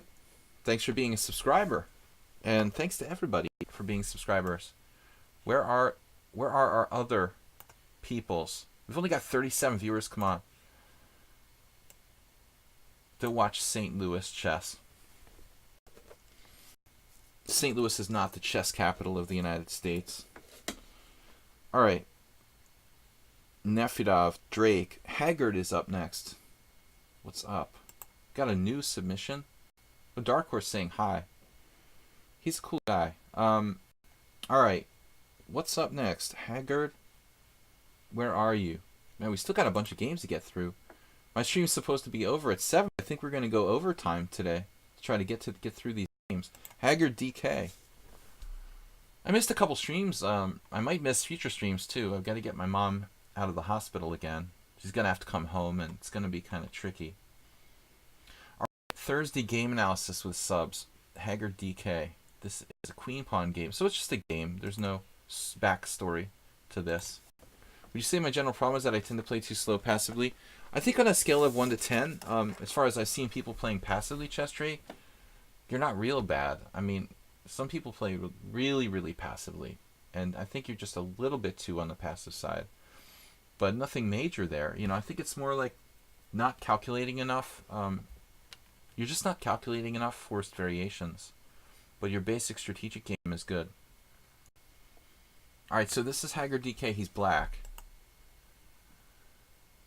So d4, d5,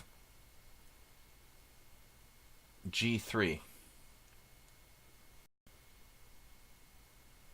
I faced that twice against d4 knight f6 against Kashishvili and Vladimir Burmakin. But against d5, g3 seems even worse. Because you've already set up like this bastion in the center. Against knight f6, black has many different, options. But he doesn't have the d5 c6 set up already. It seems even more weird to do it, against d5.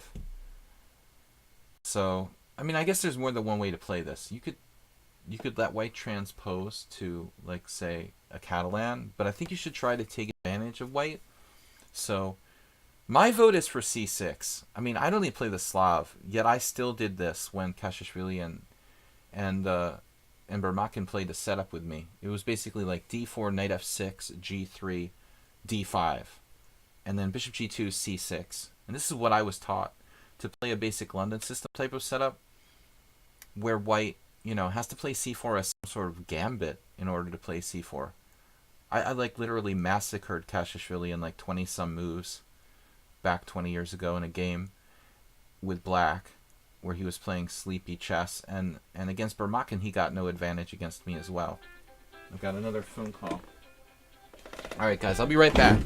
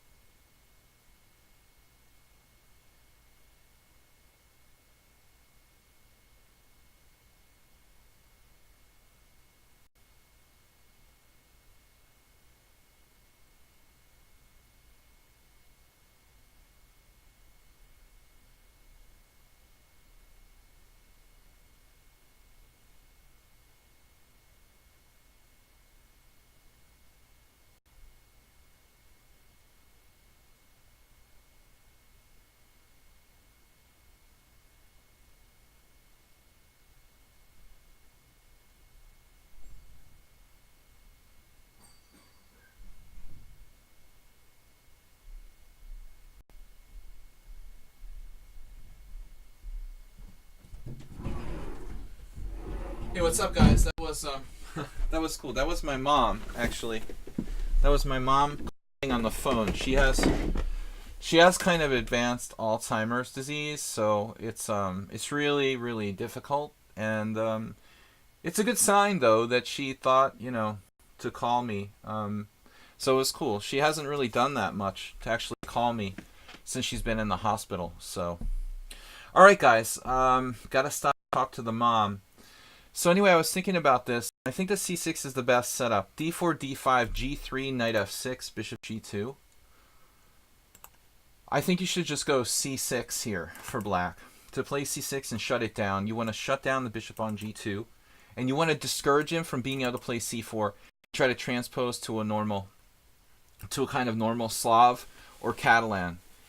Anything else you're going to let white off the hook. If you try to play g6, he can play c4, transpose back into a legitimate opening. So, yeah, this is for mom. For mom, dude. Mom called on the phone. That's pretty good. She doesn't remember much. She remembers me, and she remembers some things, but older things. Alzheimer's is a really, really sick, brutal disease. So fortunately, she still remembers me, which is good to know. Bishop g2, yeah, I like c6 here. Black played g6, and I think this is inaccurate, because now you're going to let him have time to play c4. Asterbay, thank you for the 100 for mom. We're going to be streaming a little bit longer. We're going to go an extra half an hour. Try to get in all the games today. G6, b3, an extra half an hour for mom. But I don't like g6 because it allows white to play c4 here. Haggard DK. So you're not getting the maximum. But white played b3. Vladimir Kramnik style. Quiet and not very incisive. The c6, okay, it doesn't matter as much now. You can't prevent c4. But I don't have a problem with c6. So now, black chose to play bishop f5 here. Okay, so this is actually a position I've played before, actually. Normally from the King's Indian, I would get these type of positions where I'm playing the black side of a King's Indian, and people just, they just do, b3, and they don't even play c4. Now the question is, what's the best setup here for black? Well, I think you should probably castle first. There's no reason not to castle here for black. But the plan that I like best for black is probably playing a5, a4. If you can get it in, you want to try to do a5, a4. I don't mind bishop f5, but this move's played here very early. You know, I think you should castle your king, and then wait and see what white does. White will probably castle as well. Don't fear something like h4 here. I really don't think that that's legitimate. I mean, with white playing this kind of quiet Kramnik style double fee and Keto, if he wants to do that, I mean, if you're nervous, you can play h6 or even like h5 yourself. I just don't think that that's a legitimate fear. Like, you should be delaying castling here. Castling is fine. You can also play a5 right away if you choose to. I think this is Predrag Nikolic managed to win against the 2500, but not because of the opening being bad for black, just because he's Predrag Nikolic. Okay, so bishop f5 kind of early, but this is also probably not a bad move. Knight on bd2. Again, I think you should castle, and I also don't mind knight on bd7. But you have to start to kind of prepare yourself for what are you going to do if this guy plays knight h4. Move 11 actually had a game a little bit similar to this once. Dark Horse, thanks for coming by. Yeah, we got your message. I didn't read it out loud, but thanks for joining my stream and being being here as well. Speak of the devil. Knight on bd2. Solid setup here. Dark Horse had 2 games featured in today's stream. But you played, let's see, you played in English and you played e4. So capable of playing different stuff. Knight on bd2, like myself. Knight on bd2, knight e4. This looks a little bit aggressive for black. I mean, if white's going to play really badly, I guess you can do aggressive stuff like knight e4, but you have to be careful that this doesn't backfire, that black doesn't fall behind in development. Just remember, you're moving the knight twice, and you're not developing your queenside pieces. Like knight d7, my first thought here would probably be to play knight d7. And you have to decide, is this a problem or not? I mean, basically, you might even be able to let him take on f5. You might be able to do that, especially if you haven't castled. The other possibility is playing like back to e6. This is normally my reaction in this type of situation, to play basically bishop e6 and then f3, g5, winning a piece. That's our plan, to try to win a piece here. So if he ends up with a knight on the side of the board, I mean, that piece is kind of tricky to handle. It could actually be very very awkward for white and misplaced in some scenarios. So anyways, alright, bishop f5 here, knight on bd2, knight e4, and then white just plays knight takes e4. So this is, I think, an inaccuracy for white, playing knight takes e4. This allows you to have like equality now. Bishop takes e4. Now white no longer has an advantage. Like Kramnik never would play knight takes e4 in that position. I think, like, literally. Kramnik would have castled or played knight h4 probably here. Let's see what the engine says. Possibly even c4, but I don't think so. Castles or knight h4. Did I say, or possibly c4? So this is exactly the moves that I said. Possibly even c4. This is very bad. Take, take, castles, knight d7. Total equality. This is perfect. Well, I could have played c4 as in that other game. Now you're just golden. The only question is, now you're better because of knight takes e5, but you didn't do it. I have a lot of players who I teach who do this. They kind of like give up control of e4 or e5 in these closed queen pawn games. This is the knight's job basically on d7, is to control the e5 square.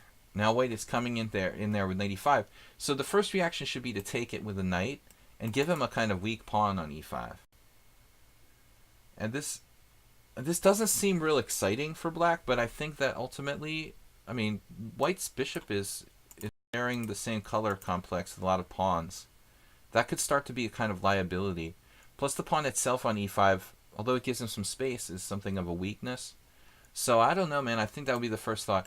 You could definitely, like Larson would definitely think about, this is like a Larson move, bishop takes e5. Probably, objectively risky. We talked about Zukertort today. Zukertort's Seinitz World Championship, and the diagonal was just discussed in the last game. But if we can clear everything away so that's not a threat, and we're not even castled here, it's something to think about. It's creative, but risky for black. But you just let his knight sit on e5. So maybe we can try to play and just kick the knight out with the pawn. But he played knight f3. Now, this is a mouse slip. This has to be a mouse slip. I can't believe the Haggard DK submitted a game with a mouse slip. There's no way he played this move on purpose. I mean, I don't think I see any justification for that. Maybe he forgot the castling rule. We played king g1, which is a really strange move. h5. So this is why, not necessarily why he played it, but maybe he played it on purpose just to be creative and try for some sort of attack here. But I think this is very strange. You know, having so many pieces traded, 2 sets of minor pieces off the board. I'll tell you guys, you know, it's much harder to conduct an attack with 2 sets of minor pieces traded. My friend Dragon Kosic always would joke about a certain women's grandmaster that just trade 2 pieces and she can't play. You know, this is basically like, the point is that attacking player has a hard time attacking when just say 2 minor pieces are off the board, you know? It makes a big difference, and I don't think it's realistic to really expect like a strong attack here when 2 minor pieces are already traded off the board. So it's a much different situation, say, with all the pieces on the board. Nevertheless, okay, it's creative. h5, h4. Now white has, again, you know, lots of pawns on the wrong color, including weaknesses around the king. King g1 was a bad move. Here black played queen d6, but I was thinking literally queen d7. The problem is then he's waking up and playing king g2 and coming in with this. So I don't know, queen c8. What should we do here? Maybe consider queen c8.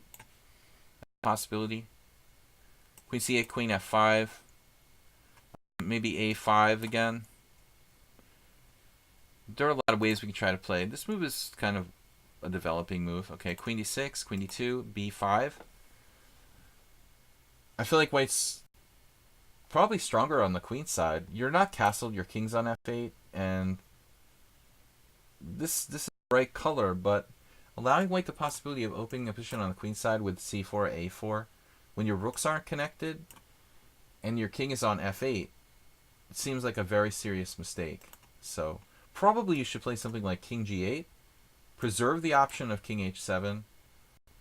You could also just drop your knight on e4 with tempo and play like bishop f6 and put your king on g7.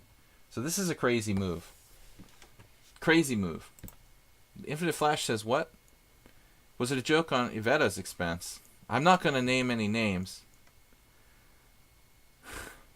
Queen d2, I probably told the story before, though. So I've probably told the story before. Nefedov. Rook on a to b1. No comment on who he was talking about.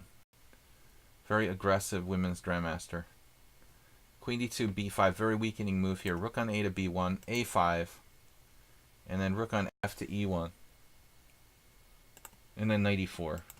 White played, speaking of too passive.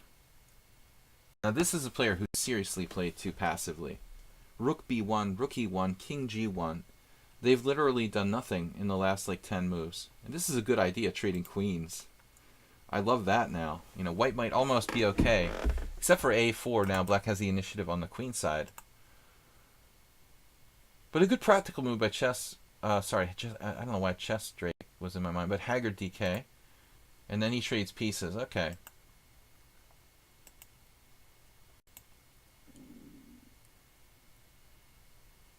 Ironically, we reached that ending we could have reached like 8 years ago with like knight takes e5, except the queens are off.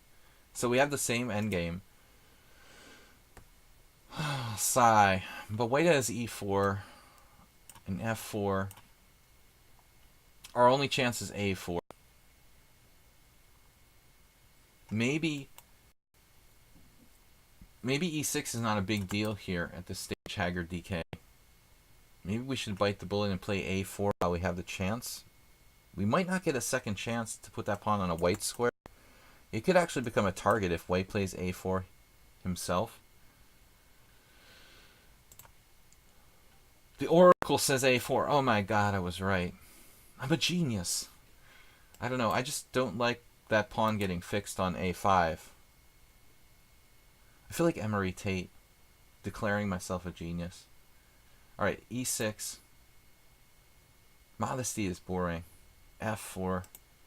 Now he wants to fix all of his pawns on the dark squares, but actually he's got so much space that his bishop's not so bad. I'd be playing like king e8, maybe bishop back to f8, and trying to get that bishop back in the game right about now. Here, here, here. Good. Good. Great job by Haggard DK. Great job. And one or two more moves and white's going to be seriously worse. Again, hesitant. Maybe you can bust it up with like c4, but you'd have to calculate the sacrifice. White, not you, literally. No. You should probably, you being you, should probably play rook c8 here. That seems like slightly better for black. If you can just paralyze them along the c-file. The problem is bishop b4 here. And now what are we going to do when he plays c4? Houston, we have a problem. Because our king is stranded on d7 and white's going to just bust out with c4. But if you had played rook c8 immediately, I mean, obviously the ideal would be to bring the other rook over. But this is a problem. This is a problem. He's going to play, he should have played d4. And after c4, black could be the one fighting for a draw now in this position. There are serious problems for the black because of this. And the Zucker-Tortian tactics on the h8 rook now. So you're kind of lucky to get away there at the end. c3, bishop c5, rook e2, missing c4. And then you played a4. But really, I would play king c6 or something like that. Just, you got to avert this c4 threat. a4 is not bad, but he still has c4.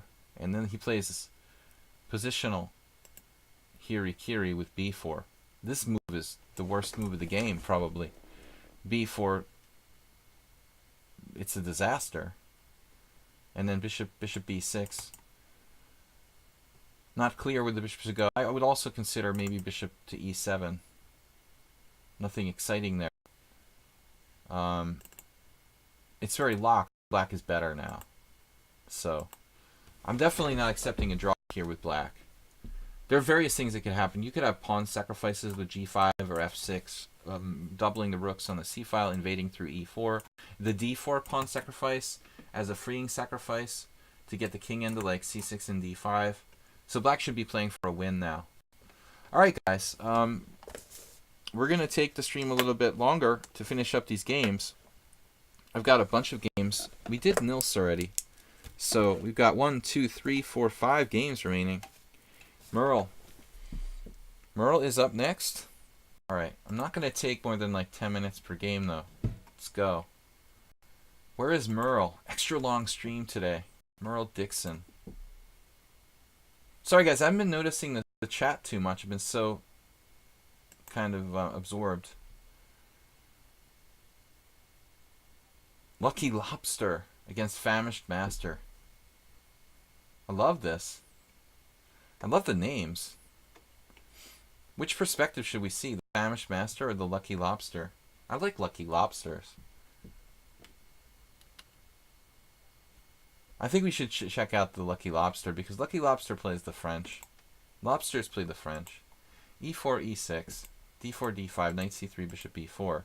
And oddly enough, against Merle, earlier this week, we had the game with knight on e2. Knight on g to e2. I never would have guessed Merle. But white played e takes d5. This is interesting because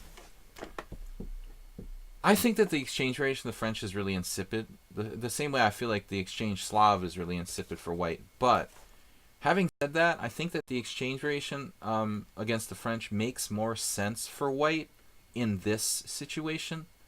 Because the bishop on b4 in this structure, I mean, you don't really want to trade your bishop when you reach the exchange variation. This kind of changes the calculations. I think that Jesse Cry might have done some analysis on this for chesslecture.com years ago. I'm not sure. Well, he definitely did some analysis on other lines. But anyway, my opinion of the matter is that this is much more interesting for white than, say, the standard exchange French. E takes d5. Surprisingly, even though it seems like a lot of questionable openings can be punished for a significant advantage, a few of them lend themselves to direct, undeniable knockout blow. Well, actually, I mean, the thing is with unusual openings or dubious variations, you know, you got to punish the mistake or it can become a good move.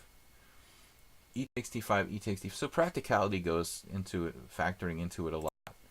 White played knight f3 now, but if you look here, knight f3 is not the right idea. I'm surprised no one's ever played like queen h5. Kind of reminds me of the queen attack in the e45 games. But queen f3 is a move, you know, and this actually might be a decent variation. I remember maybe Elon Schwartz used to play this in Blitz. But bishop d3. And then maybe later the queen comes next move. That must be it. Bishop d3, knight c6. Then it's too late to play queen f3, though. I don't know what I'm thinking. Bishop f3. Why am I thinking about queen f3 in this position? Seems like that's typically an idea. There was a game one of my teammates had where they did queen f6 with black. Queen f6, knight e2, and then like bishop f5 or something. There's no games here. It wasn't this exact position, but it was something very similar. An attempt to like trade off that. This is too slow though. It doesn't work in this position. It's like a Petrov astrobate. It's an open file. Alright. So knight f3 looks lame, basically. Now we transpose back into the boring exchange variation of the French.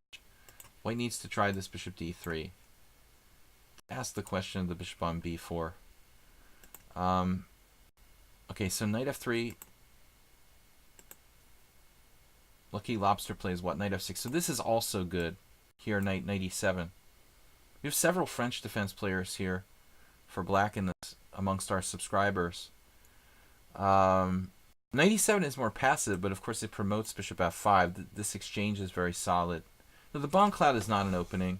You know, that's just a joke for white.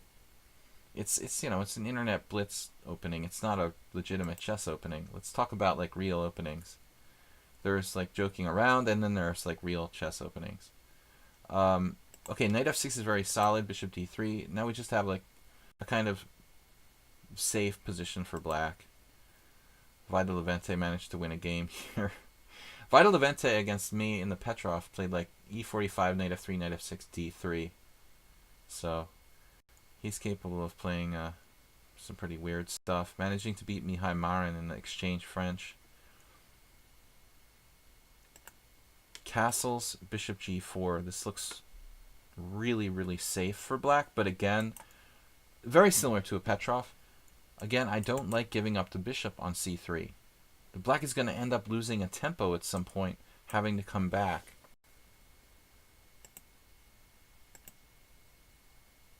Wow, the guy played g4.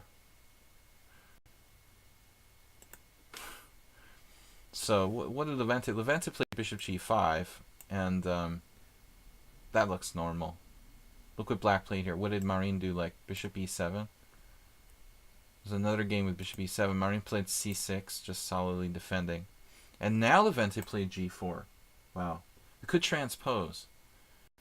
It's not typical to see Vida playing, you know, passively.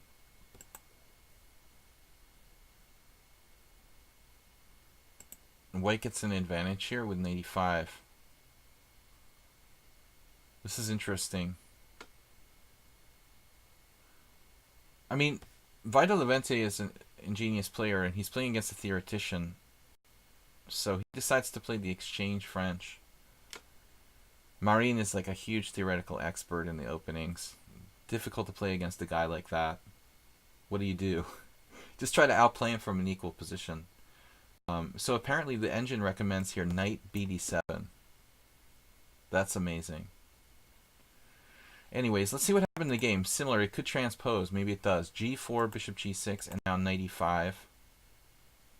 Slightly different because black does not have in c6 here. Though the engine says it's still the best move. So, but it does look a little slow to play c6.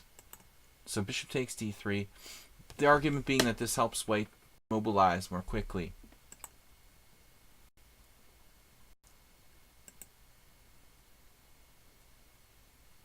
So it's almost the same, but like a tiny bit improved. White has the additional like development with queen d3. And now black played bishop e7. And black's just a tad passive here. f4 does look pleasant. Instead, white played rook on a to e1, the famished master. c6, f4. I would feel a little bit uncomfortable here. It's difficult for black to trade pieces. Rook e8. What about f7? Not a knight sacrifice immediately, but if you ever exchange, you're going to have problems. So maybe Lobster's plan is to play knight f8. It looks like the way I lost against Modelo in the Simul on Wednesday. Now knight e2. Famished Master must be like a lifetime exchange French player. No, this is a terrible move. It leaves a huge hole on e4. Let me turn off the engine, guys. Becoming too addicted to it. What should white play here? You know, if knight e2 is just concretely bad, it just like lets black equalize completely. What should we do? Double the rooks? What would Zuckertort do? I mean, f5. We've got to be careful about tactics. There could be combinations like f5, knight takes g4. Something like that. I mean, is this a ridiculous move to play f5?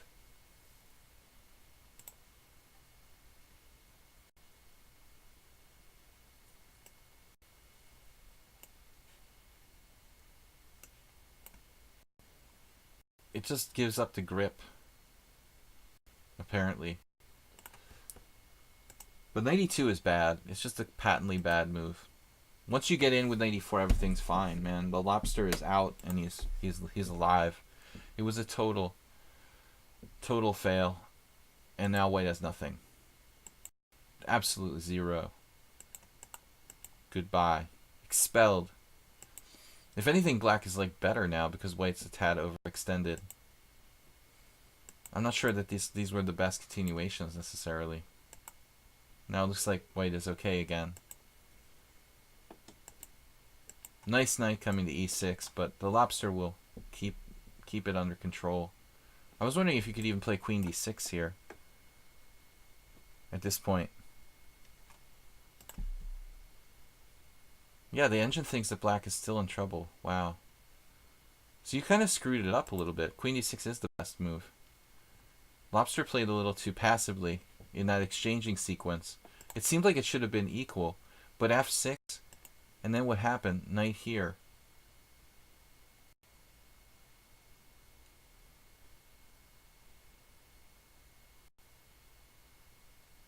Maybe just knight f8 or something like that could have played. Of course, you still have these weird threats like g5 sort of hanging over your head. So maybe white is a tiny bit better still. Knight f8, let's say. Ask the oracle. Wow, this is even worse than what he did according to the engine. It's pretty similar though. Rook takes e7, queen e7, rook e1, queen f7. I mean, I don't think it's that much worse. Surprisingly, white is still better here. Rook takes e1, queen f8, f5, rook e8, knight f4. Good to get the pieces off. Queen f7. Now you're kind of stuck though. Here, here. This is a surprise. I expected queen here. There's a problem though with queen g3. So actually, lobster is correct for knight f8, knight f4, and you're okay again. Now it should be okay again. It's a draw, right? Yeah, it's a draw. Trading queens is a disaster for white. Lobster's pretty good, but the famished master is pretty good too. There are no tactics.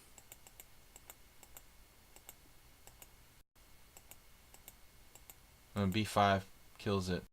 Maybe white's last chance here is to take on b6 en passant. Can you play that? Because I think it's too closed otherwise. Stockfish still claiming sizable advantage, but after b5, if you take, You know, AB is dangerous because white can get an outside passed pawn, I was thinking. I think that was his last hope, really. Engine doesn't agree. But I don't believe this can be a win. I mean, it's just too few breakthroughs. Okay, so that was exciting. An exchange French from Lucky Lobster. And Uber Driver's up next. Notably, Uber Driver and Lucky Lobster had their games submitted like at the same time. Merle and Uber Driver next door to each other. Coincidence or conspiracy theory? Game I played today, missed a mate, but it's pretty good. This is from Uber Driver. I don't think. Did Uber Driver ever submit a game for our subscriber stream? Alright. Uber Driver against Angelo Bill. 3 knights opening. 3 knights game. The engine overrates the space advantage as usual. It also overrates bishop pairs. Alright. Let's take a look at this game. We're going overtime half an hour today. Just for you guys. Because I love you guys. Even though we have no viewers. We have the important viewers. Our numbers are down, but the love is there, and our key viewers are here. Our subscribers support the stream. Thank you guys. That's what this stream is for you guys. Uber Driver's white. So e4, e5, knight f3, knight c6, knight c3. And then bishop c5. So this is kind of cool. Like, this is an opening that you don't see very often.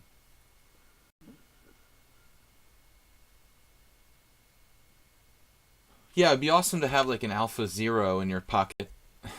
Infinite Flash and get a more objective analysis. It does seem like Stockfish is very biased about certain concepts.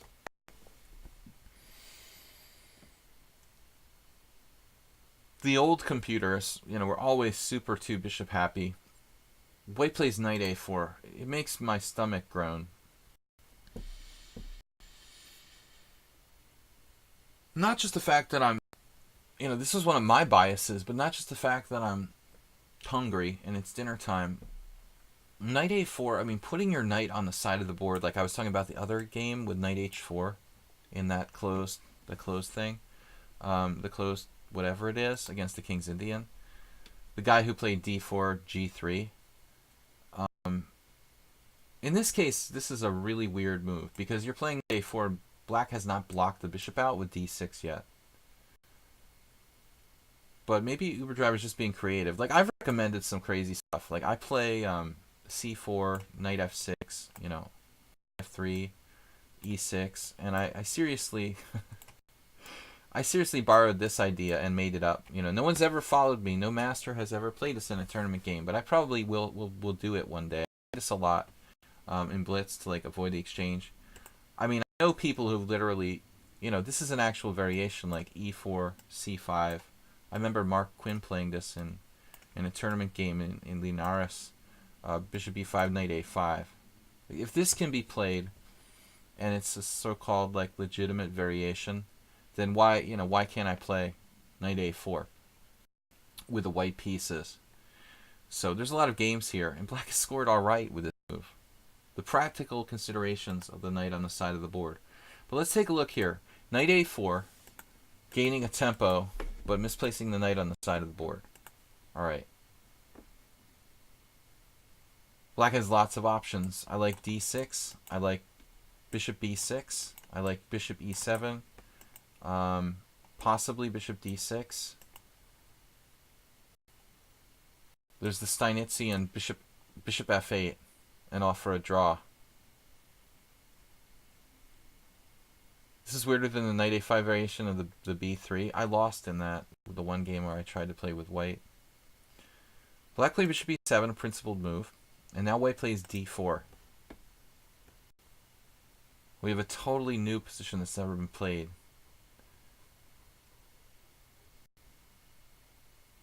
e4, knight d4. So it's a scotch with the knight on a4.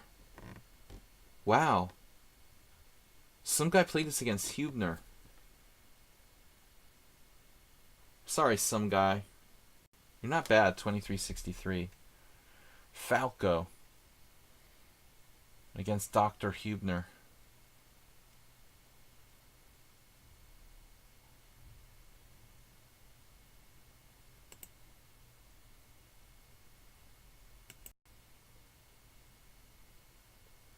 Now we're like a tempo down. We're playing like a tempo down in a weird position. Falco played knight takes c6. What's the point there? I mean, I don't think Hubner wants to trade queens against the 2300. Played b takes c6. And then e5. But this makes more sense. It's like a concrete scotch now. c4. Knight b6. Knight c3. To me, that's a lot more principled. Kind of cool. So Merle just... excuse me, Uber driver. Went back with knight to c3. Freudian slip there. You don't have to worry about queen f6. Right. Now you exchanged on c6. So that's kind of inconsistent. You wanted to exchange. You should have played it like Falco. Black played d takes c6. Do you think that Dr. Hubner would play d takes c6 here? What about Black's last move, though? Did he have any other options? There's always d6, but that seems kind of passive. So castles, knight takes c6. I mean, Black needs to play b takes c here, it looks like. What does the oracle say?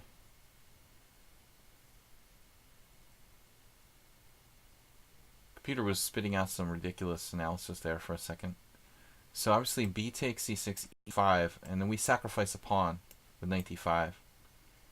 It's like Andrew Greet versus Caruana reversed.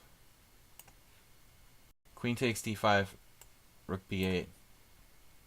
Now I think this is seriously Andrew Greet played the bishop e2. I was talking about Andrew Greet because Yellow Dragoon had to play him. I don't know what happened, but Andrew Greet had an Olympiad game with Caruana in a bishop e2 for knights, and this type of variation was possible in that line. So I'm thinking this is actually a really cool speculative pawn sacrifice for Black. There's no development for White here. It looks really interesting. But your opponent was afraid to pull the trigger and played this lame position. I think that White should just trade queens probably, and then hope that you can outplay the guy in the endgame. It's a little weird to do what Uber Driver did here. He plays bishop d3. Take this position and try to play for a win, I guess. But still, there's principle here. You've got the strong pawn on e4.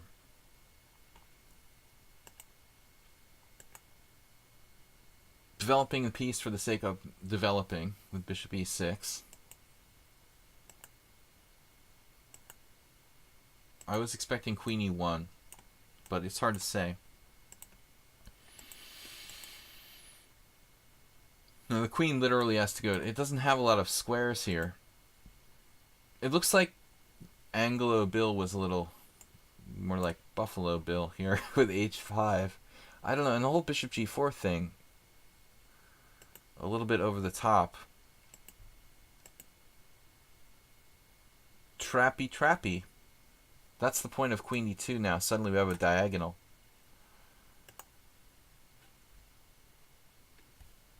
Wait. He's going to sack a piece now. Bishop takes c3 followed by knight takes e4. Does he have enough? Would Mamajarov approve of this? What about b takes c? I mean, should we consider b takes c? Because that would ensure that we could trade queens and be up a piece. I kind of like that in a way. Maybe it doesn't matter, but I wouldn't mind being up a piece with the queens off the board. Yeah. Okay, the computer doesn't think it matters. It actually likes the queen takes. But it's safer. Knight e4, bishop e4, rook e4. Takes. Oh god, there's a check, but you have queen h3. I didn't see that. Although it doesn't matter. The check is king g1 should be good enough. Basically up a piece. So Uber Driver is just a cheapo artist. But a nice, a nice game. This is a technical win, but you have to be super careful, of course, with the king safety. Bishop f4 as the computer suggested. What does he do? Yeah, I mean, bishop h6 is kind of weird. You're up a piece, so now all you need to do is consolidate. Have any of y'all ever seen the exchange, Roy? Where white sacks his knight for the e-pawn. Man, I thought it was Elizabeth Warren. I'm going to get me a beer. Zach can make fun of both sides of the political spectrum. g6, bishop h6, queen d5, queen f3. Trying to trade pieces, queen d4, and then queen e3. It's all just technicalities. Uber Driver is just way too fixated on like trying to mate black here, when you should really be just like happy to be up a piece. Look at that, playing for mate. Queen sacrifices.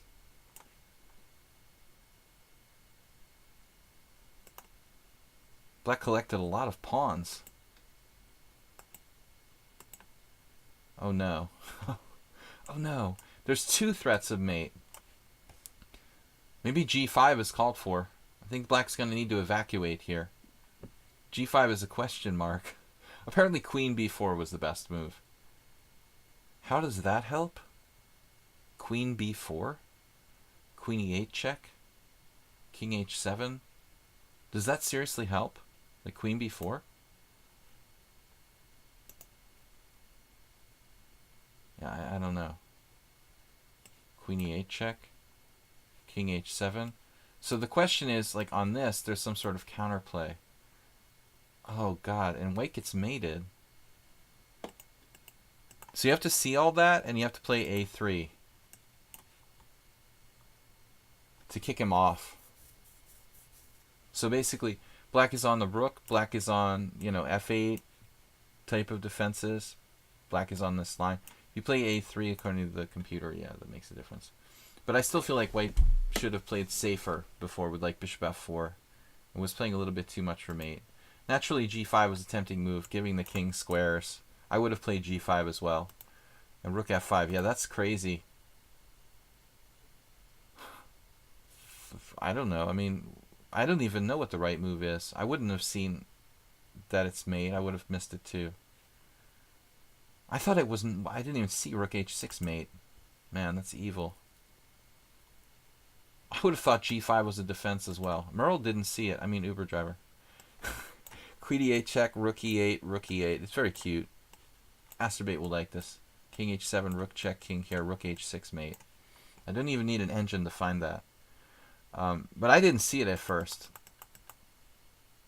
So, crazy game, man. I like the opening, but black missed a really interesting chance to play, b takes c. And then this is the critical line, e5, knight d5.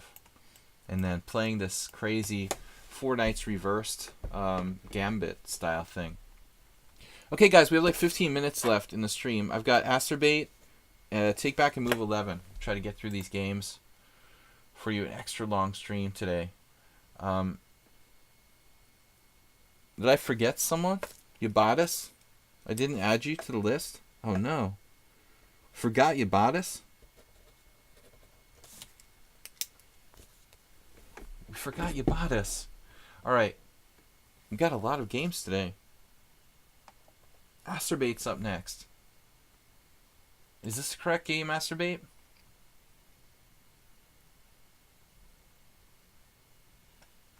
This isn't the right game, no.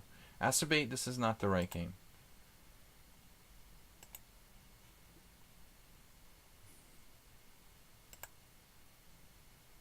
Okay, so this was the closest with the closest was a mate without blunders from both players. Alright. Most of my games are won on cheapos, albeit planned cheapos. Look at this guy's name. It's Kyle from South Park.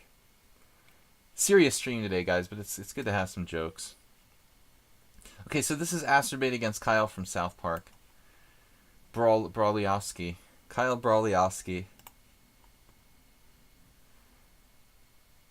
Alright. We finally get to Asterbate's game. He got his game in late because he was... Asterbate was feeling ill, but he's better now. Don't eat the tuna sandwich at the Hilton Hotel. That's all I can tell you, Asterbait. Never get a pre-packaged sandwich from a Hilton Hotel that contains tuna fish. E4, D6, knight F3, E5. Especially like in a landlocked country. Then again, tuna fish always comes from cans, so it doesn't matter. Random information. We don't know if Asterbait had the flu or food poisoning, but poo poisoning. Asterbait doesn't pull the trigger on D4 here. He plays bishop C4. I like that move too. Oh no. He's setting you up. He's setting you up.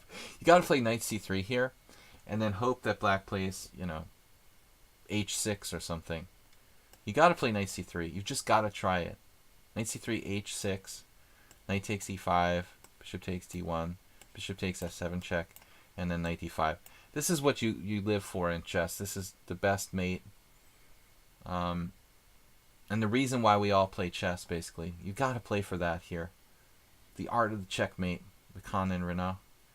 Bishop G4. So he goes with D4. Objectively, just a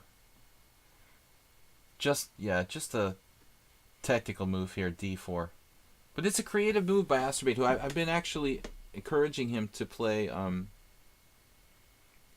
to open it up in the center when black plays slow moves like H6. But I think that D4 might actually be a mistake in this position. Black takes on D4, and then when you play queen takes D4, he has knight C6 with gain of time. And you don't have bishop B5 there, so you're going to have to play it. It's going to basically be a form of the center attack, which probably isn't that great.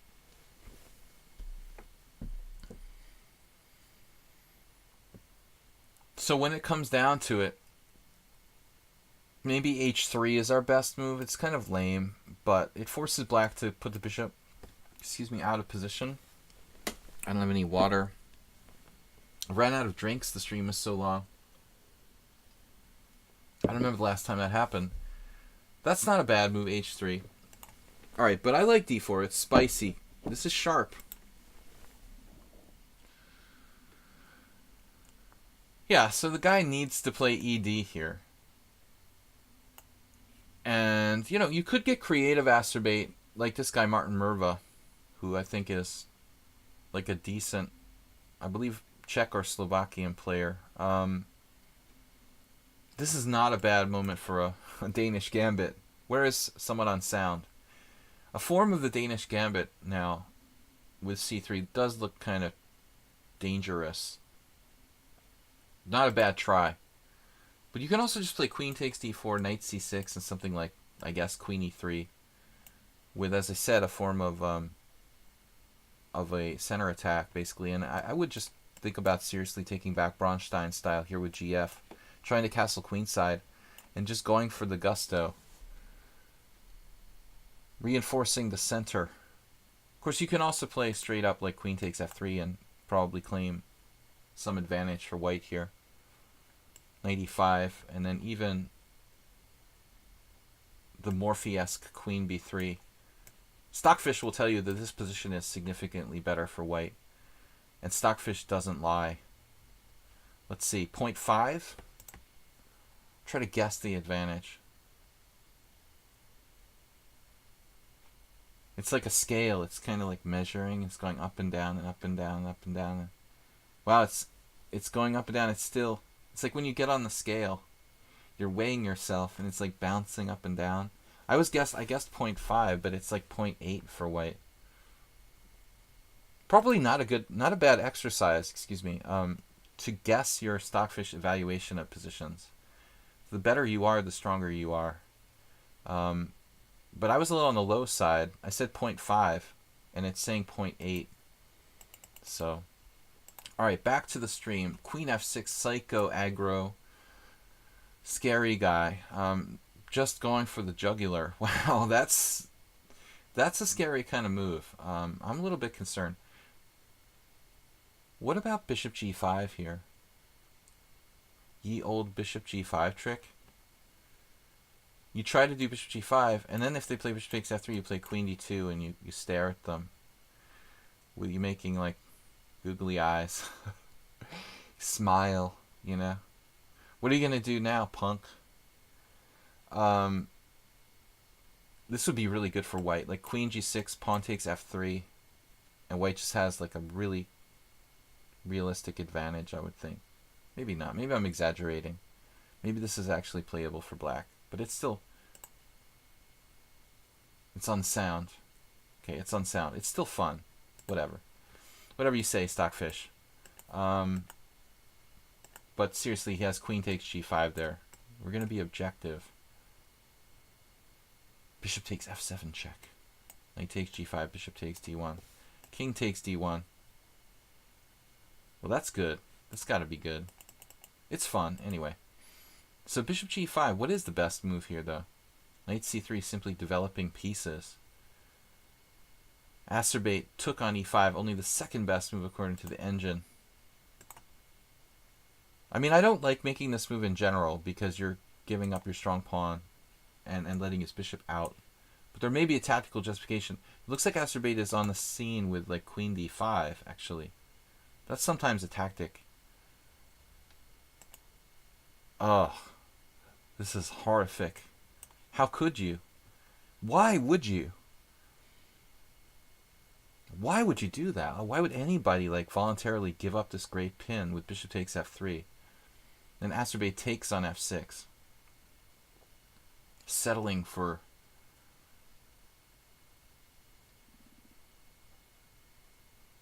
What is that? Do you win a pawn or something? Pawn takes f6, bishop takes d1, pawn takes g7, bishop takes g7, king takes d1. A mere pawn. Probably the right move, huh? Settling for a mere pawn. How could you, Acerbate? Pawn takes f6, bishop takes d1, takes, bishop takes g7, king takes d1. But I like the way Acerbate played this, man. He was controlled. He could have played, his old self would have played some crazy game with the queens on the board and some attacking chances. But this is great, man. I mean, you just really took Kyle out. And you went to the endgame. Bronsteinian. The new Bronsteinian sort of Acerbate.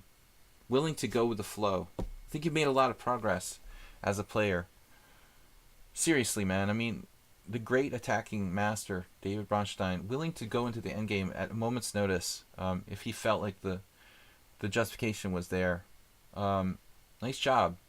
Knight c6, bishop d5. Okay, this move scares me because you're not developing any pieces.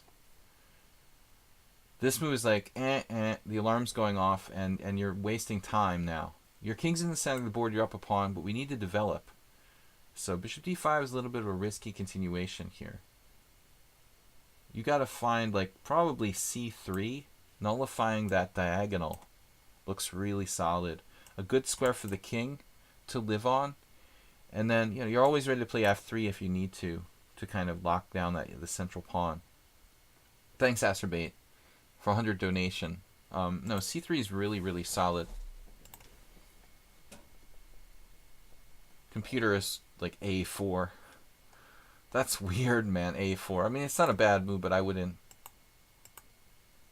This is horrific.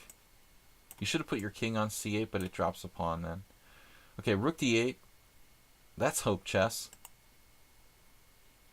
Hope chess and counter hope chess. But still, Acerbate's move is better than his rook move. This rook has more hope than the other hope. Bob Hope. Bishop g5. Developing a piece. Where does the white knight go? We're waiting. It's like we're waiting with bated breath to see where the knight goes. Bishop takes f6. Oh, that's kind of a downer. Just when it looks like you're developing a kind of big initiative, you traded. I still like c3. I'd still probably play c3.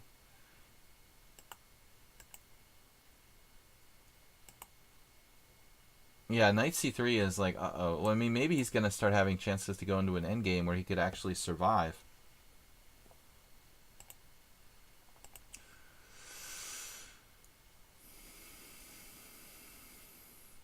This is the situation where 1,500 players screw up endgames like this. This is definitely screw-upable. Oh no. He didn't take the nugget on b7. And you need the second nugget, because when you got bishop versus knight and it's like kind of good knight versus bad bishop, you don't have a lot of margin for error. And getting the second pawn would really have taken black out. So you let him keep that pawn, and now it's like a technical nightmare. You've got 7 against 6 with a good bishop versus, well, active bad bishop against good knight. This is going to be hard. We need Bobby Fischer now in the house with the white pieces. F4 was an excellent move by Asterbate, ensuring control over the dark squares. If black had a pawn, if black had a pawn on g7, he could put it on g5. I think that black would be doing pretty okay right now. But Asterbate with f4, excellent move. He's just fishing now, thrashing around, loses the exchange. Sadly, Asterbate's move was more about this like kind of cheapo bishop c6. But maybe he understood the importance of just driving this knight away from the central square. Once there's no g5, he wins the exchange, game over. And he didn't mess around too much. Now you have the choice. What does he do here? King f3. Now just take the piece. He got excited. He got excited and allowed him to play f5. Rook b5. Was this played today? This was 4 days ago. Okay. King d8. Now we just have to win. Black blundered with knight d2 check. Black played a silly blunder here. Now it's over. All right, man. So we got a couple games left. Interesting stuff, Asterbate. So we've still got Yabatis, Take Back, and Move 11. Our marathon stream. Yabatis, Take Back. I'm not going to have time to cook. I'm going to have to make like a frozen dinner or something for myself. All right. Extra long stream today against Kyle. Nice job. What do we got for our last games now? Yabatis is next. Where was Yabatis? This is a fun game. Fun game I played on ICC. You played the Mexican defense. Oh man, Mr. Chess Mate. Love the Mexican defense. D5, knight e5, f4. The 4 pawns attack against the Mexican. Alexander Onishuk played this. Wow. Istrichescu. Got some good grandmasters playing white. 2 real solid players. Solid and good. Top level grandmasters. Onishuk and Istrichescu. My generation. Knight g6. h4. h4. That's like playing a4 in Alyakin's defense. It's actually probably a thing. It's not that ridiculous to play h4 here. You know, it's the same thing as this. e4. I lost a game once with black here against Yefim Traeger, which is embarrassing. Knight d5, c4, knight b6, a4. It's not that easy to handle this. In this case, you're supposed to play d6. I think against Traeger, I must have done a5 and then weakened my queen side, which I don't think it's quite as good. It's better to just go d6, let them play a5, and then let them just like overextend themselves. Let's see if it applies to the other side of the board. Learn from my mistake there. d4, knight f6. Excuse me, knight c6, knight e5. So interesting suggestion here, knight b8. That's not stupid. I mean, it's definitely, look at these guys. Surgeon Sale, Godena. Some decent players who actually play knight b8. I don't think that this is a silly idea. But anyways, okay, knight e5, f4, here, here. And I'm surprised this has never been tried before. It looks like you have to play e6 now, the way that Yabatis played. I mean, you could play e5 maybe. We'll have to consult. I wonder if Feingold plays the Mexican defense. He plays the Chigorin. You'd think that Ben would actually play the Mexican. Alright, e6. Looks like a good move. And then back to e7. Basically the mirror image Alyakin defense. That feels correct to me. White is overextended. This is hypermodern chess at its best. What's the evaluation? Oracle. 0.5. It's 0.5. c4, yes. That's not overextending or anything. White has gone from reasonable to over the top with c4, it looks like.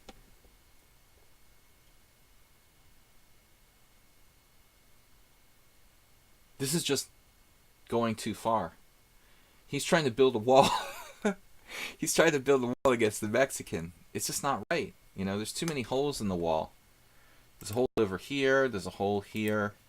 There's a tunnel. Black, I'm going to start cracking up. I'm getting tired. There's tunnel. Another tunnel here. With that square. The fencing is coming apart. This is ridiculous. Alright, c4, knight f5. Jumping over the wall with knight f5. I'm going to try to control myself. Alright, knight f3. I'm getting tired, guys. It's an extra long stream. Giggling to myself. It is pretty funny, though. Knight f3. I mean, this Mexican is jumping over the wall with knight f5, knight g3. No joke. Knight g3 in there. I'm not sure we need to do it right away, though. Maybe we should bring out other, you know, bad dudes. We need to get more bad dudes into the action here. Sorry, Ubatis. Let's see what the Oracle says. You see, you jumped on the other side of the wall too quickly. I haven't been smoking anything. I'm just totally high on life here. But Ubatis' Mexican is jumping over the wall too quick. And they should be playing, like, you know, developing more drug cartels. Knight f6. It's ridiculous. No, Black is doing well here. Knight f6. Who's better, me or Jeremy Silman? I don't know. I decline to say. I think we're about the same. Knight g3. But this isn't really developing enough Mexicans. I'm getting a little carried away. Yeah. Rook h2. Knight e4. Yeah, this is getting a little bit too much now. You should try moving other pieces at some point. Knight c3. And he challenged your only developed illegal immigrant on e4 with knight c3. And now what are you going to do? You bring out another one. It was almost too late. It's already a little too late. I think that I might like white now. I mean, maybe he's developed enough that he can try something like queen d4. This may be getting to the point where white is okay here. Although I'm not crazy about rook h2. Yeah. The computer thinks that white's okay at this point. Like, you let him get away with something.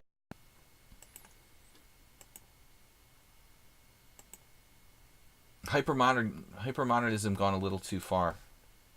Now, you took on d5. I don't like this move. I don't see any reason to take on d5. Why don't we just develop more illegal immigration against knight f6? And the wall is coming down. Look at all this holes, man. It's all over the place there. Yeah. White's government is shut down. This is just not working. White is worse again. I think white is worse again. But they disagree. Well, the engine disagrees. It thinks white's actually still better. To me, it looks like white's overextended. But the computer says h6 now, and suddenly you get some sort of weaknesses in the black position. That sucks. Alright, so we took a little bit too... You took too many liberties with, like, h6. This wall... Well, suddenly the wall has sufficient funding because it looks like h6 and we're like kind of taking control of this border crossing over here. The border crossing on h6 is a serious crackdown. You gotta make fun of the serious things in our world, guys. Otherwise, we'll just go crazy. All right, so queen takes d2, h6 at the border crossing. But no, he plays e takes d. So I think this move might have some fundamental drawbacks in that it allows white to bring the pawn toward the center.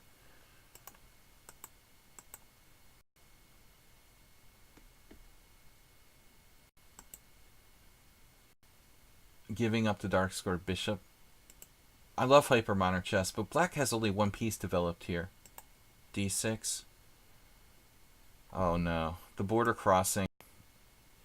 This border guard, is actually getting paid or something on H2. But it's a problem. White's development finally takes command here.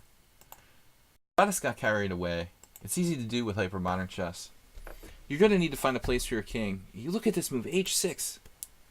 Exclamation point. But it's too late. Is it too late? Maybe it's not too late. It's looking kind of too late, though. Or maybe we can still play...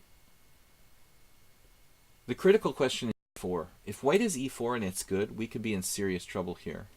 He plays it. So now, can we take the pawn, guys?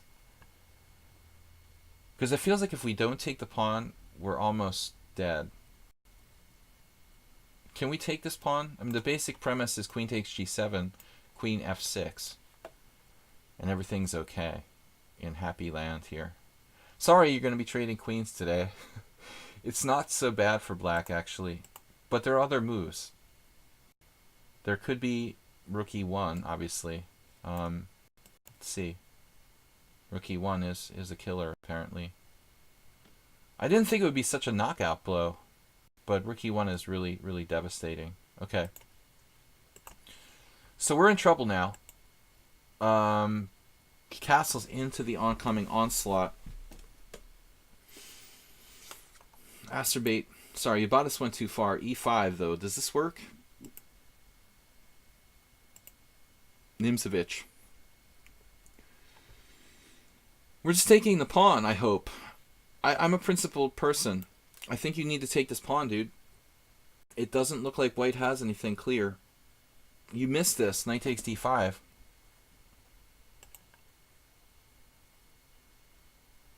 Why don't you take it? Man, this was a huge blunder. You have to take the pawn. You could just solidly protect it with C6. There's nothing after that. No. This was fishing with knight E4. Now white's still better. You're in a very precarious situation here. It was an entertaining game, though. I admit. You gave us a lot of laughter, Ubatis, with this. It was actually not a bad opening, but you just went too far. Now white is going to smash you. This looks like one of my... It actually looks one of my like my anonymous blitz games on lichess or something, where I just play on my mobile phone when I'm unable to really concentrate. Here I would probably resign at this point. I don't think there's anything you can do. Oh, you have queen d7? I mean, white has a huge advantage at this point. If white is a computer, you're definitely losing. I would resign if I thought my opponent was a computer. Queen d7, only try. G4. Massive space advantage for white now. And then he played queen e4, setting up this. White seems pretty good, suddenly. Here, g5. Wow. Avoiding the exchange of queens. d6. That's not a good idea. Just when it looked like white was a genius, he starts to fall apart. Inconsistent. Just committed suicide. He forgot the rook was there. Man, a talented player who just forgot his rook was where it is. And Ubatis got lucky. And suddenly everything falls apart. But here's, I mean, it's game over. We'll show the end. But now black's just totally winning. Yeah, he's just up a piece. I mean, there's nothing to talk about here. He made it kind of interesting. But objectively, alright. But I'm curious here. I'm not sure the end of the game because it's really not interesting. I'm curious here when he played this last move. When he lost his mind with d6. What's really happening here? I mean, isn't he breaking through with g takes h? Is there anything for white, or is it just truly a problem? So at this point, white is already in trouble because of, again, knight takes d5. So he lost control at this point. Refusal to trade queens in a critical moment and convert to an endgame. And killer B just couldn't deal. He couldn't deal. He was like, no, I have to keep the queens on the board. There can be no trade of queens. And that's when black just took over. So the overextension finally. Yeah, that's cool, man. It was an interesting game. You went too far. All right, guys. I went too far. Too many political jokes. Too boring. But I thought it was fun. The Mexican defense, the wall, you know, it's kind of funny. All right, let's go on to our last games today. I'm getting kind of punch drunk here, so I'm going to wrap up the stream.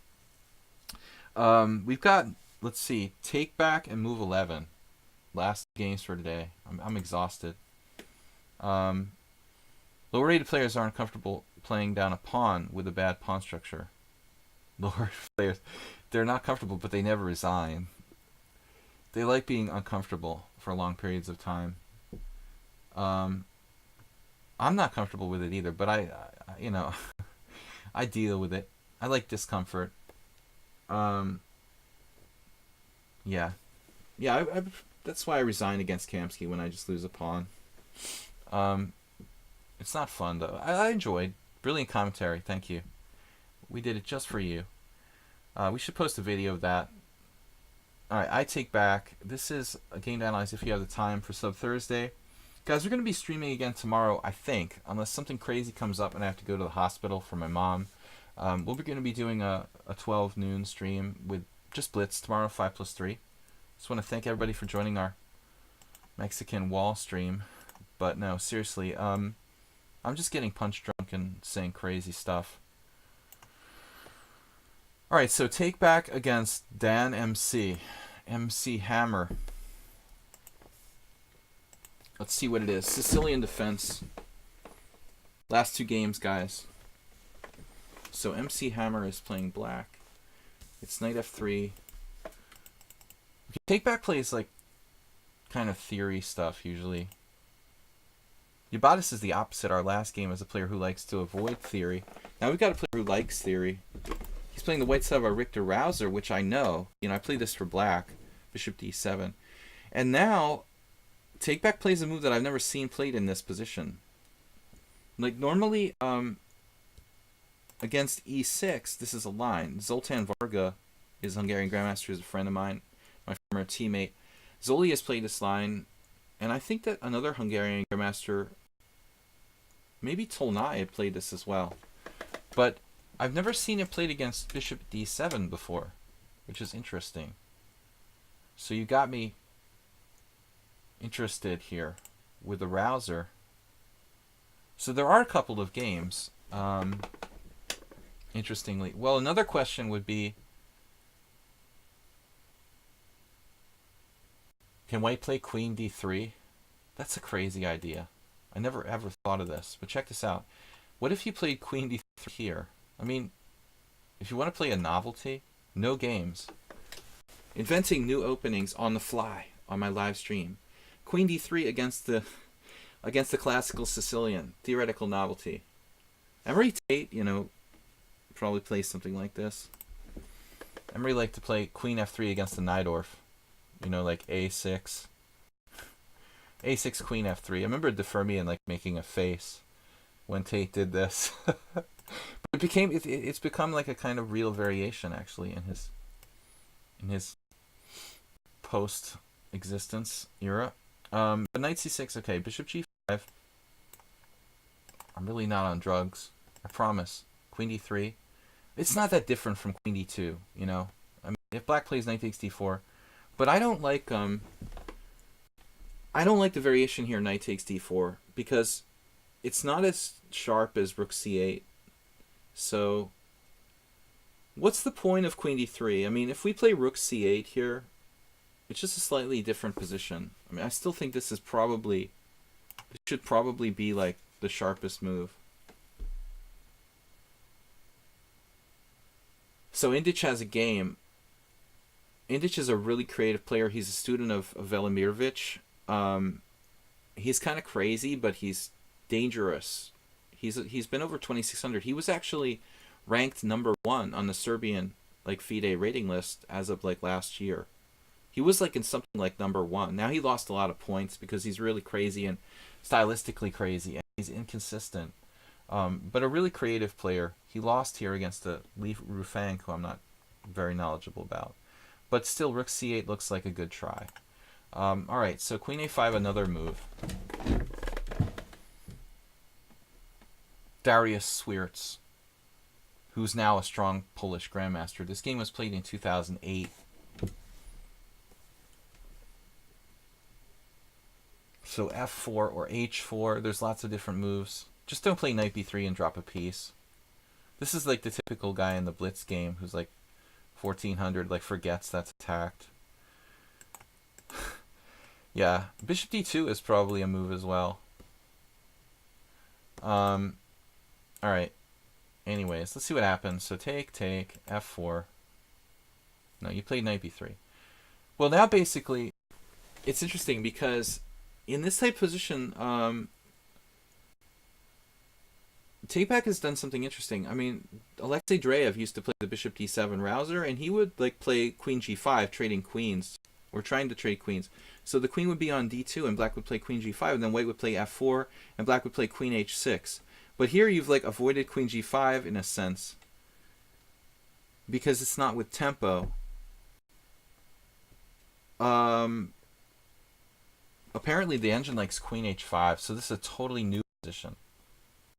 And we're still going to g6 here. Or h6, I mean. We're still going to h6 with the dark square control.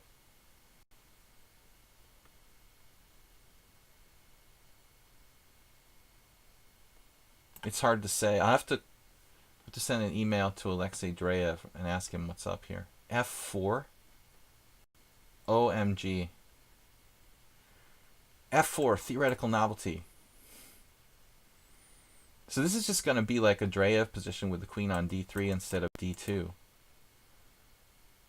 I don't know what difference it really makes at the end of the day. Black wants to open it up with like f5. f5, and even sacking pawns sometimes, like e5 and just ignoring it. Interesting stuff. Anyway, guys, let's take a look. I wish I could analyze all day, but we're not. There was a game like Morozevich versus Dreyev, but I think Dreyev won in that line. Queen would be on d2 instead of on d3. Right, rook c8. Rook c8 dubious. So black can castle queenside here. I like how, who gave it a dubious? I don't know. Somebody's computer. But rook c8 isn't dubious. Whatever. Alright, rook c8. Castles queenside is dangerous, probably. Queen e3 is bad. So takeback just makes a mistake here. You have to play dynamically. I think queen e3 is inconsistent. You know, you're moving the piece twice. Endgames aren't good because black has the bishop pair. We don't really want to play an endgame here unless we have a really good reason to do so. Obviously, the engine is turned on. It says f4. But in any case, whatever you choose to play, I don't think I realize the queen is strong there, but you can chase it at h4, f4. f4 makes most sense because you can castle. But you can also play like g3. Maybe even think about castling kingside for white, though it's kind of touch and go about the safety about the white king here. I like how Chestrake said, is it possibly #1 in Serbia without being a little bit crazy? Yeah, I mean, well, I mean, it's hard to be good at chess without being aggressive. You know, and mostly the same in poker, right? Being aggressive is the key to being a strong player. But you know, tapering down your aggression in the right situations. I can't even talk anymore. All right, so I'm getting tired. So this is an interesting game. Queen e3, rook c8, queen e3 question mark, and black played rook g8, which is greedy. Like, I would definitely be so happy to trade queens here. It's just ridiculous. I mean, golden. You know, get that knight off of d5. What are you gonna do? Take with the pawn? No, this is really greedy. And now a second chance for white to play f4. You should definitely play f4. He doesn't trade queens. Now he played f4. It's too late, sucker.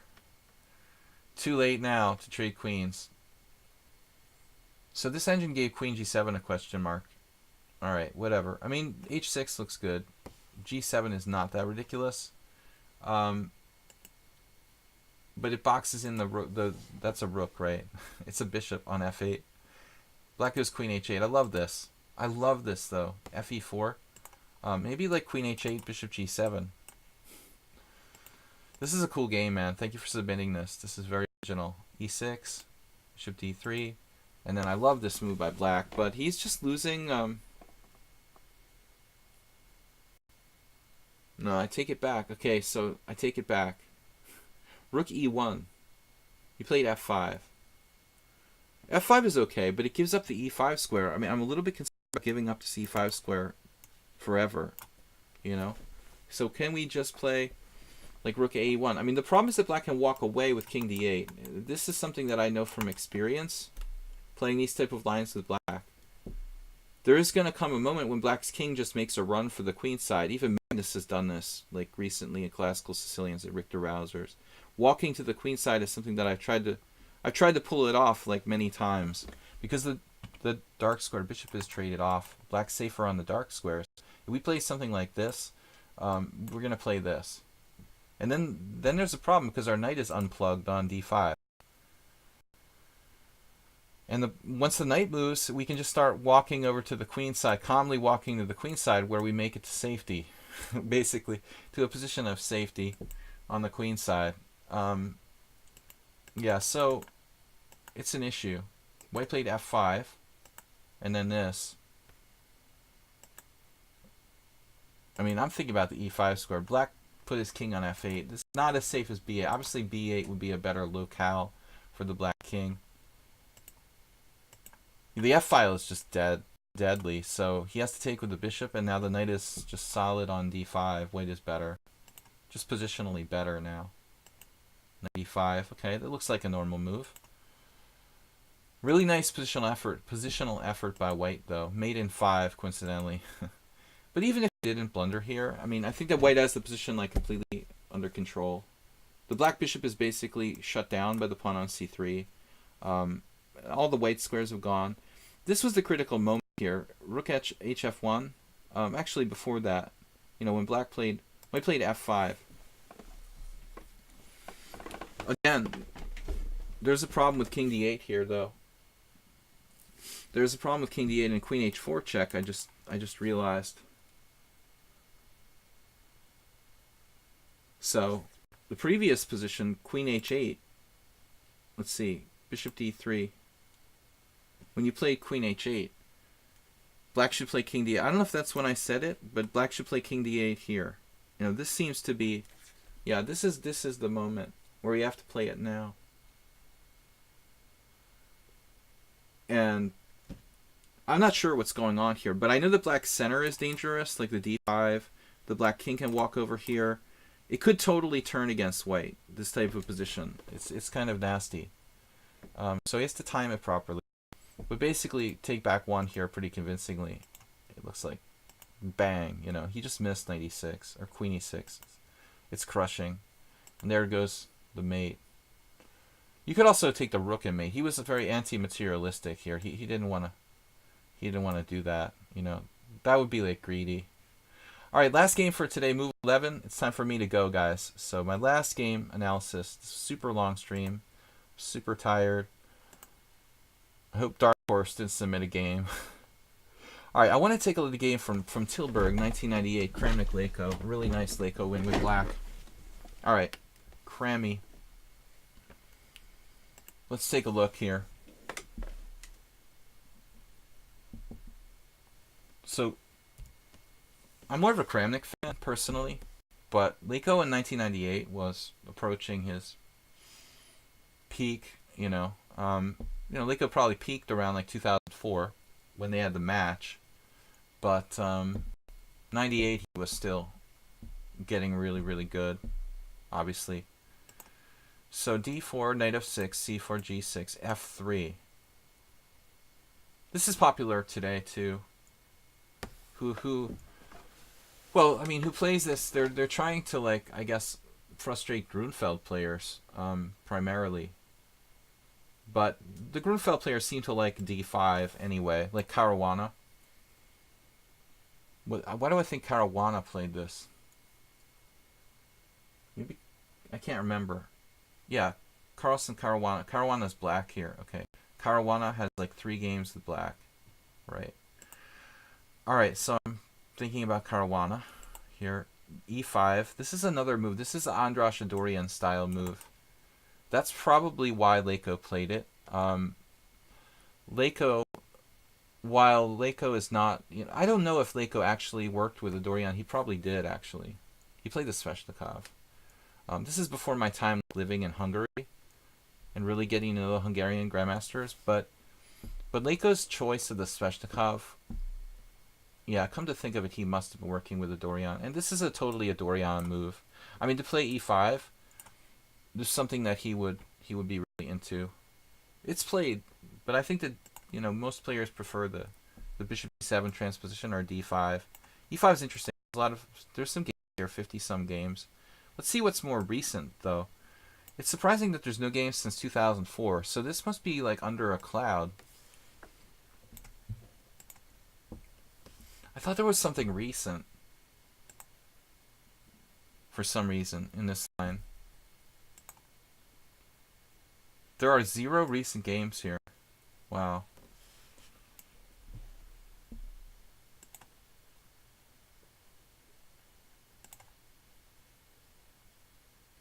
I mean, knight h3, like in f3 Nimzo, it's always the same-ish.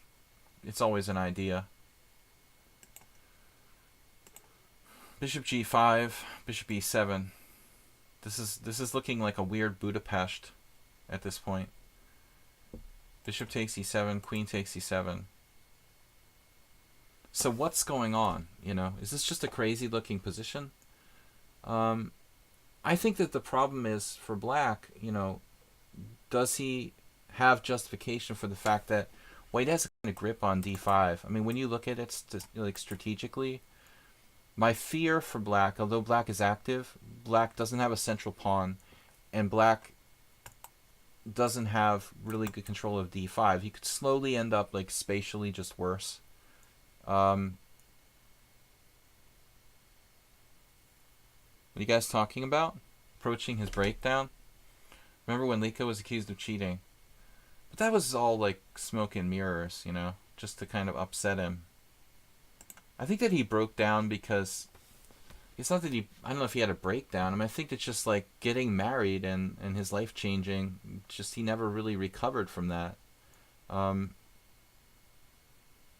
Knight c3, queen takes e5.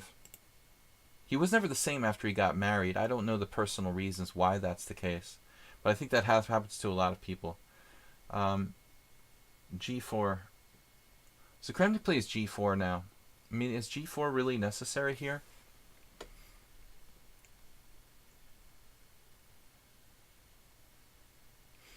My feeling is that, if you don't play g4, black might play f5.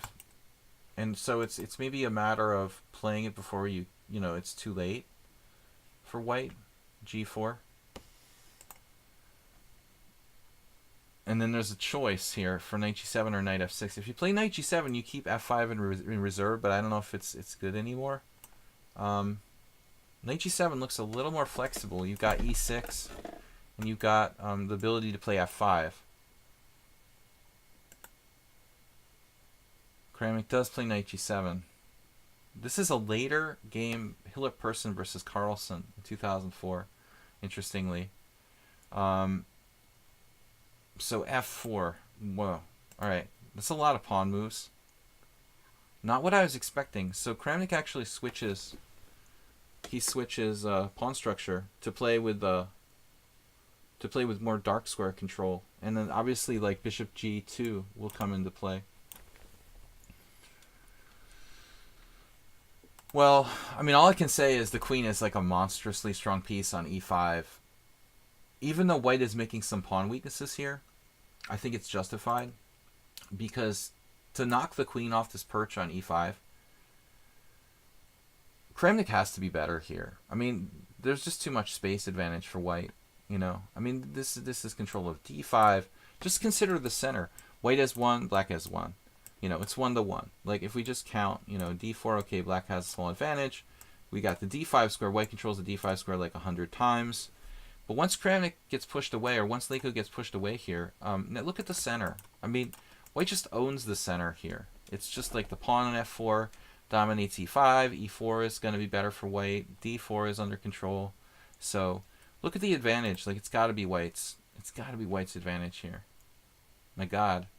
It's like plus 1.7 at this point. A massive spatial advantage in the center. Plus 1.7. Knight to d5. You know, and you'd like to play like queen c5 or something. Leiko is basically getting spatialized here. Just totally crushed on space alone. And look at the results, like 2-2 in this position. Queen d8 is like utterly passive. Later this game would be repeated by Magnus Carlsen. Magnus would go into a minus 1.7 position against Tiger and win. Now white plays queen d3, but why queen d3? Why not queen d2? Let's say. How do we choose? Take back. Why do you prefer queen d3? Queen d3, queen e3 check. That's still available on queen d2. The engine prefers queen d2. Alright.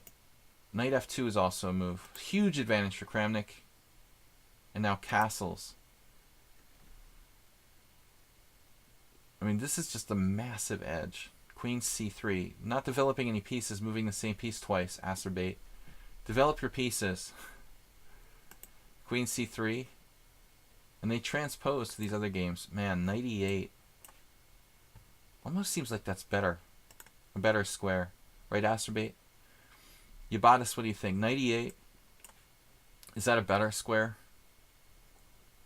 Kramnik here. Kramnik maybe overconfident? A little bit overconfident. Knight f6 check. Does this really do anything? Why are we trading pieces here? What's going on? What just happened over the last 4 moves? Look at this position. White's advantage is 1.4, 1.6. Black should play f5 according to the engine. Now watch what happens. Knight e8. g5. Not developing any pieces. Knight e7. Knight f6 check. Trading pieces with a space advantage. And black is like better. So this is like Kramnik just lost his mind. I mean, basically like g5. We didn't need to do that. I mean, he just castle or play bishop g2 or knight f2 or develop a piece or just improve the position. For some reason, Vlad decided to play g5. Maybe stopping trying to discourage f5 and then knight e7. But then this move again, trading pieces, and now he lost all of his advantage. This is just... There goes, you know, it looks like Acerbate's game now. It's the wall. It's the wall against the Mexican defense again. White is just overextended. What's happening? No. And suddenly Leiko finds a good plan. He's going to maybe land a knight on d4. f6 is falling. We can't allow that. And then it's just like, break it up. Counterplay. Bang. And so Kramnik here is totally desperate. He's screwed up, and he knows that he screwed up, and so he just sacks in exchange. But it's probably not enough. I mean, yeah, he's just lost. He's just lost now. He's just down in exchange for nothing. He did get the knight to d6 though. That's kind of cool.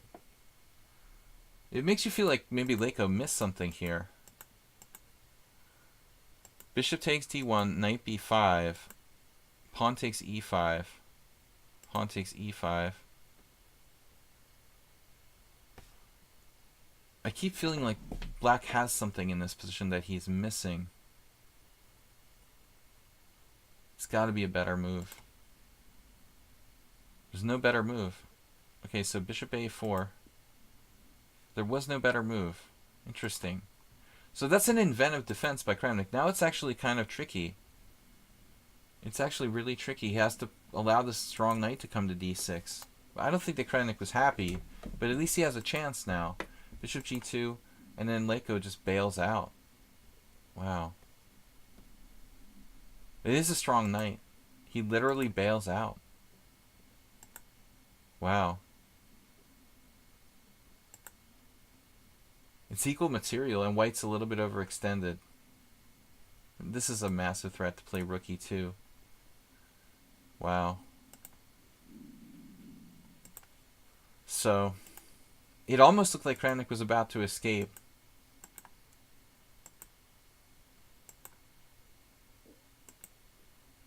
It looks like the Uber driver's game. Now, it's a pretty position. Queen d8 check, bishop e8. Whoops. We have that. Oh no.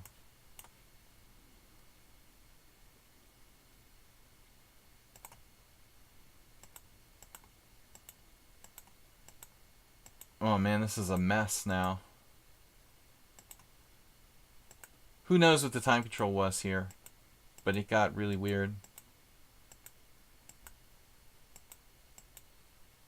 It was a good battle. It's over now. So, I mean, I think it was an interesting stream, guys. It was a lot of fun. It was really long, though. I'm pretty tired. To sum up this last game, though, Kramnik against Leko, it looked like Vlad had like a huge advantage. Leko, I mean, the opening just didn't work. That's probably why people don't play at Move 11. This kind of spatial control of the center that Kramnik had. It's not that easy to play with a space advantage, and that's why I think it takes like really strong players to kind of appreciate space advantages. And weaker players tend to implode when they have a space advantage, like the Mexican wall game that we saw with Yabatis. But in this case, Kramnik actually imploded and lost control in a position where he really was dominating. But the key thing was like trading too many pieces. That was weird, the way he played like knight f6 check and traded knights. Anyway, everybody, thanks for joining me for the subscriber stream. Tomorrow, if all goes well, we're going to be playing at 12 noon Blitz 5+3 against all challengers. I'd like to thank you guys for supporting the stream. I'd like to thank JCS for being here as the moderator. And again, just remind you, you can check out my videos if I upload them to YouTube on Video Chess Training on YouTube. And guys, please support the stream. Hello. So we have some tough times coming. Hello. But we're going to keep the stream going for as long as possible. It was a lot of fun. It was a long stream tonight. This is not a marathon stream, but we're going to be back tomorrow morning, so it's close enough. Again, thanks everybody for watching. It was a lot of fun. Good analysis tonight. We got through all the games with a little extra time.